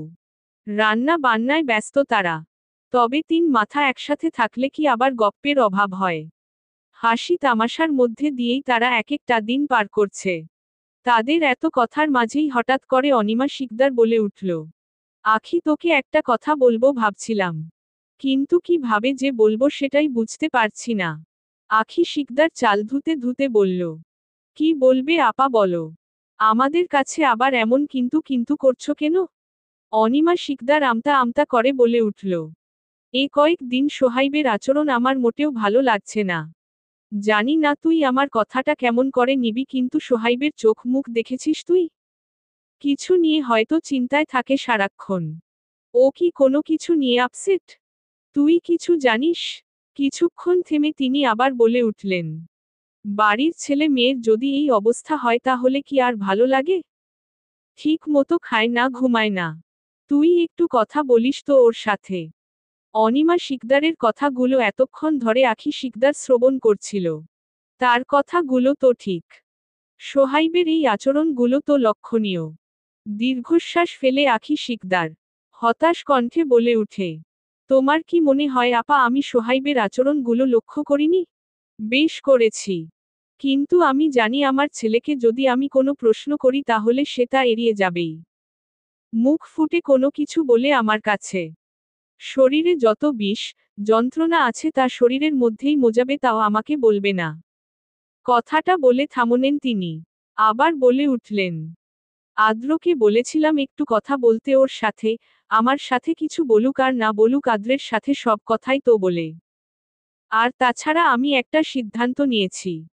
যদিও এখনো কাউকে বলিনি, শুধু নিপুণের বাপের কানে একটু আভাস দিয়েছি। আমার মনে হয় এটা করলে সোহাইব একটু ঠিক হবে। অনিমা শিকদার আর জেসমিন শিকদার এতক্ষণ ধরে আখি শিকদারের কথাগুলো শুনছিল। আখি শিকদারের শেষের কথায় জেসমিন শিকদার কৌতূহলী হয়ে জিজ্ঞেস করল, কি সিদ্ধান্ত নিলা ভাবি? আমাদেরকে কি বলা যাবে? কৌতূহলটা যে অনিমা শিকদারের মধ্যে জাগেনি তা নয়, কিন্তু তনি প্রকাশ করার আগে জেসমিন শিকদার তা প্রকাশ করে ফেলে। আখি শিকদার বেশ বুঝতে পারল তাদের কৌতূহল। তিনি তাদের দিকে না তাকিয়েই বলল, কেন বলতে পারবো না? অবশ্যই বলতে পারবো। তোদের না বললে আমি কাকে বলবো? জেসমিন শিকদার বেশ খুশি হলো আখি শিকদারের এমন কথায়। উৎসুক দৃষ্টিতে তাকিয়ে থাকলো আখি শিকদারের দিকে। শোনার আগ্রহ প্রবল তার মধ্যে। অনিমা শিকদারেরও শোনার জন্য আগ্রহ দেখা গেল। আখি শিকদার তোয়ালেতে হাতটা মুছে অনিমা শিকদারের দিকে তাকিয়ে বলল, আচ্ছা আপা, আদ্রের আগে যদি সোহাইবের বিয়ে দেই হলে কি খুব সমস্যা হবে? অনিমা শিকদার চমকালেন আখি শিকদার এর কথায়। উদ্দীপ্ত কণ্ঠে প্রশ্ন করলেন, তুই কি সোহাইবের বিয়ে দিতে চাইছিস আখি? হু আপা। তাদের কথা শুনে জেসমিন শিকদার চমকপ্রদ হাসলেন। তিনি ভীষণ খুশি। হাসি হাসি কণ্ঠে বলে উঠল, সমস্যার কি আছে ভাবি? সোহাইবের তো বিয়ের বয়স হইছে। করাইয়া দেন বিয়া। বউ আসলে দেখবেন সব চিন্তা ফুস হইয়া যাইব। আর আমাদের গ্রুপে একজন সদস্যও বাড়ব। আখি শিকদার হাসলেন জেসমিন শিকদারের কথায়। দৃষ্টি সরিয়ে আবার অনিমা শিকদারের দিকে তাকালো। তার চোখ কিছু জানতে চাইল। অনিমা শিকদার সে চাহনি বুঝল। কণ্ঠ নরম তার। আদ্রের আগে বিয়ে হলে সমস্যা কি? আর ওই ছেলেকে আমি বিয়ের কথা বলবও না। নিজের যদি মনে হয় বিয়ের প্রয়োজন সে দিন বিয়ে করবে। তার জন্য কি সোহাইব বুড়ো হবে নাকি? তুই একখানা ভালো সিদ্ধান্ত নিয়েছিস। এখন একটা ভালো মেয়ে খোঁজার পালা। ভালো মেয়ে পেলে করিয়ে দেয় বিয়ে। অনিমা শিকদারের এমন কথায় যেন আখি শিকদারের বুকের উপরের পাথর নেমে গেছে। স্মিথ হাসি ফুটিয়ে তুললেন মুখে। মুখে হাসি হাসি ভাব বজায় রেখেই বললেন, মেয়ে আমার পছন্দ কারাই আছে। আখি শিকদারের এমন কথায় চমকালেন তার পাশে থাকা দুইটি নারী। অবাক কণ্ঠে প্রশ্ন করে উঠল, কে কে সেই মেয়ে? দুই জোড়া চোখ এখন আখি শিকদারের দিকে নিবন্ধ। জানার আগ্রহ তাদের মাঝে। আখি শিকদার তাদের কৌতূহল ভঙ্গ করে বলে উঠলেন, অর্পা। সোহাইব একটা রেস্টুরেন্টে এসে বসে আছে। অপেক্ষার প্রহর গুনছে কারো জন্য। বারে বারে ঘড়ির দিকে তাকিয়ে সময় দেখছে। না, এখনো আসছে না। আসবেই বা কি করে? সে তো বলেছিল সকাল 11টায় আসার জন্য, এই দিকে সে 15 মিনিট আগে এসে বসে আছে। আজ যেন 15 মিনিট সময়ও শেষ হচ্ছে না, 15 মিনিটকেও 15 ঘন্টা লাগছে। কারো চেয়ার টানের শব্দে ধ্যান ছুটল সোহাইবের। সামনে সেই কাঙ্ক্ষিত মানুষটিকে দেখে নিজের চেয়ার ছেড়ে দাঁড়িয়ে গেল। অর্পা বসতে বসতে বলল, প্লিজ আপনি বসুন, দাঁড়ানোর প্রয়োজন নেই। প্লিজ বসুন। সোহাইব বসল। দৃষ্টিটা এখনো অর্পার দিকে। কি নিবেন? যে কোনো কিছু। অতি দ্রুত সোহাইব দৃষ্টি সরিয়ে আশেপাশে তাকালো। কাউকে দেখতে পেয়ে ডেকে উঠল, ওয়েটার। ওয়েটার সামনে এসে দাঁড়াতেই 2টা কফি আর 2টা ক্রোসন্টের অর্ডার ঠুকে দিল। অর্ডার পেয়ে ওয়েটার চলে গেল তা প্রস্তুত করার জন্য। আবার নীরবতা ধেয়ে আসলো টেবিলে। সোহাইব কিছু বলল না। অর্পাও নিস্তব্ধ। সে দেখে যাচ্ছে সোহাইবকে। সোহাইব কি আগে থেকে শুকিয়ে গেছে? চোখগুলো কি দেবে গেছে কোটরের মধ্যে? চোখের নিচে কালির দাগ স্পষ্ট। দেখেই বোঝা যাচ্ছে নির্ঘুমে রাত কেটেছে। সোহাইবের এত কাতরতা কি শুধু তার জন্য? সত্যিই কি সোহাইব তাকে এত ভালোবাসে? ওয়েটারের কাপ রাখার শব্দে অর্পার ধ্যান ভাঙ্গে। ওয়েটারের দিকে একবার তাকিয়ে আবার সোহাইবের দিকে তাকায়। কি আশ্চর্য, সোহাইব তার দিকেই তাকিয়ে আছে। এতক্ষণ ধরেও কি তাকিয়ে ছিল নাকি? বেশ লজ্জায় পড়ে গেল অর্পা। তড়িৎ চোখ নামিয়ে নিল সে। সোহাইব অর্পার দিকে তাকিয়েই বলে উঠল, আমার ওই দিনের ব্যবহারের জন্য আমি ভীষণ সরি। আসলে আমার এমন ব্যবহার করা একদম উচিত হয়নি। আপনার সাথে আমার এ বিষয়ে আলাদা করে কথা বলা উচিত ছিল। কোন বিষয়ে? অর্পার নির্লিপ্ততা গলা। সোহাইব ভীষণ অবাক হল। এরই মধ্যে ভুলে গেল নাকি অর্পা? সোহাইব গলা পরিষ্কার করে ইতস্তত করে বলে উঠল, ওই যে আপনার ভালোবাসার মানুষ আছে। সে কথা। অর্পা কোনো ভনিতা না করেই বলল, সে তো আছেই। আপনি বলুন, আপনি সেদিন এই কথা শুনে এত রিয়েক্ট করেছিলেন কেন? অর্পার কথাটা সোহাইবের কাটা গায়ে নুনের ছিটার মতো লাগল। মুহূর্তেই গলার স্বর পরিবর্তন হল। ঠোঁট বাঁকিয়ে হস্কি কণ্ঠে বলে উঠল, যদি তোমার জীবনে অন্য কেউ থেকেও থাকে, তাকে ভুলে যাও। কারণ আমি তোমাকে ভালোবাসি। গভীরভাবে ভালোবাসি। প্রথমবার সিলেটে তোমাকে প্রথম দেখার পর থেকেই আমি তোমার প্রেমে পড়েছি। কিন্তু হঠাৎই আমি তোমাকে হারিয়ে ফেলি, তবে আমি তোমায় হারিয়ে ফেলেছি ঠিক তারপর থেকেই আমি তোমায় খুঁজতে শুরু করি। জানো, পাগলা কুকুরের মতো খুঁজেছি তোমায়। অবশেষে আমি তোমাকে পাই। আমাদের বাড়িতেই পাই। কি ভাগ্য, তাই না? ভাগ্য খুঁজে নিল তোমায়। কিন্তু তুমি কি ভাবছো আমার কাছ থেকে পালাবে? এত সোজা? ভুলে যাও এসব চিন্তা ভাবনা। তোমার মাথা থেকে তোমার ওই ভালোবাসার মানুষের নাম সব মুছে ফেলো। এখন থেকে শুধু সোহাইবের নামটি মাথায় এবং মনে সেলাই করে রেখে দাও। কারণ তোমাকে ভালোবাসার অধিকার শুধুমাত্র আমার, এই সোহাইবের। এখন আর অন্য কিছু ভাবো না। ভেবে কোনো লাভও নেই। শুধু আমার ভালোবাসার কথা মনে রাখো, যা সিলেটের সেই প্রথম দেখার সময় শুরু হয়েছিল এবং চিরকাল থাকবে। অর্পা এতক্ষণ যাবৎ সোহাইবের সকল কথা মনোযোগ দিয়ে শুনছিল। কথাগুলোর মাঝে যেমন সোহাইবের তীব্র ভালোবাসা ছিল, তেমন রাগও ছিল নিজে প্রতিদ্বন্দ্বীর উপরে। হাসল অর্পা। সোহাইব সে হাসি দেখে ভ্রু কুঁচকাল। সে তো কোনো হাসির কথা বলেনি। নিজ থেকে আত্মসমর্পণ করেছে অর্পার কাছে। তাহলে অর্পা এমন ঠোঁট টিপে হাসছে কেন? নিজেকে দমাতে না পেরে কৌতূহলী গলায় প্রশ্ন করল। তুমি হাসছো কেন? অর্পা হাসতে হাসতেই উত্তর দেয়। হাসির কথা বললে হাসব না সোহাইব। নিজের ভালোবাসাকে ভুলে যাওয়া মানেই তো আপনাকে ভুলে যাওয়া সোহাইব। আর আপনি নিজেকেই ভালোবাসতে বলছেন, আবার একই সাথে ভুলে যেতে বলছেন। ব্যাপারটা বেশ ফানি, তাই না? অর্পার এমন কথা শুনে সোহাইব ভীষণ অবাক হল। তার মানে অর্পাও তাকে ভালোবাসে?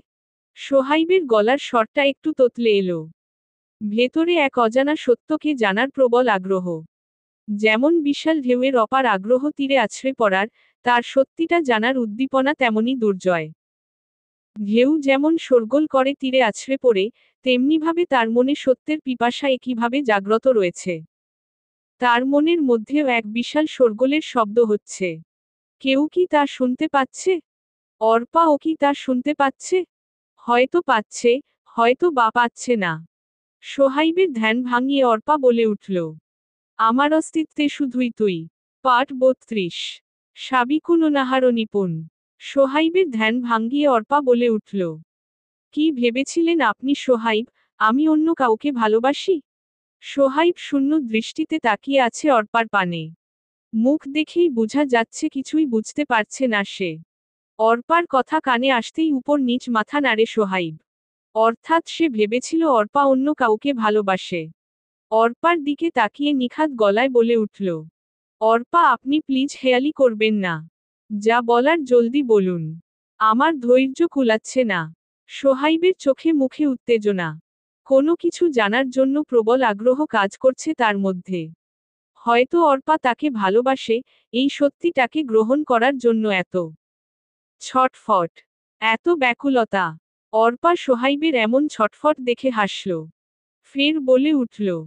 জানার জন্য এত আগ্রহ দেখছি আপনার। তাহলে শুনুন। আমি সেই দিন সিলেটে প্রথম যখন আপনাকে দেখি তখনই আপনার প্রেমে পড়েছিলাম। তবে ভালোবাসিনি। লিফটের ঘটনা মনে আছে? সোহাইব উপর নিচ মাথা নাড়ে। অর্থাৎ তার মনে আছে। অর্পা হেসে আবার বলে উঠে। আমি আপনাকে কফি হাতে নিতে বলেছিলাম কিন্তু আপনি এক চুমুক খেয়েছিলেন। কি ভেবেছেন আমি জানতে পারবো না?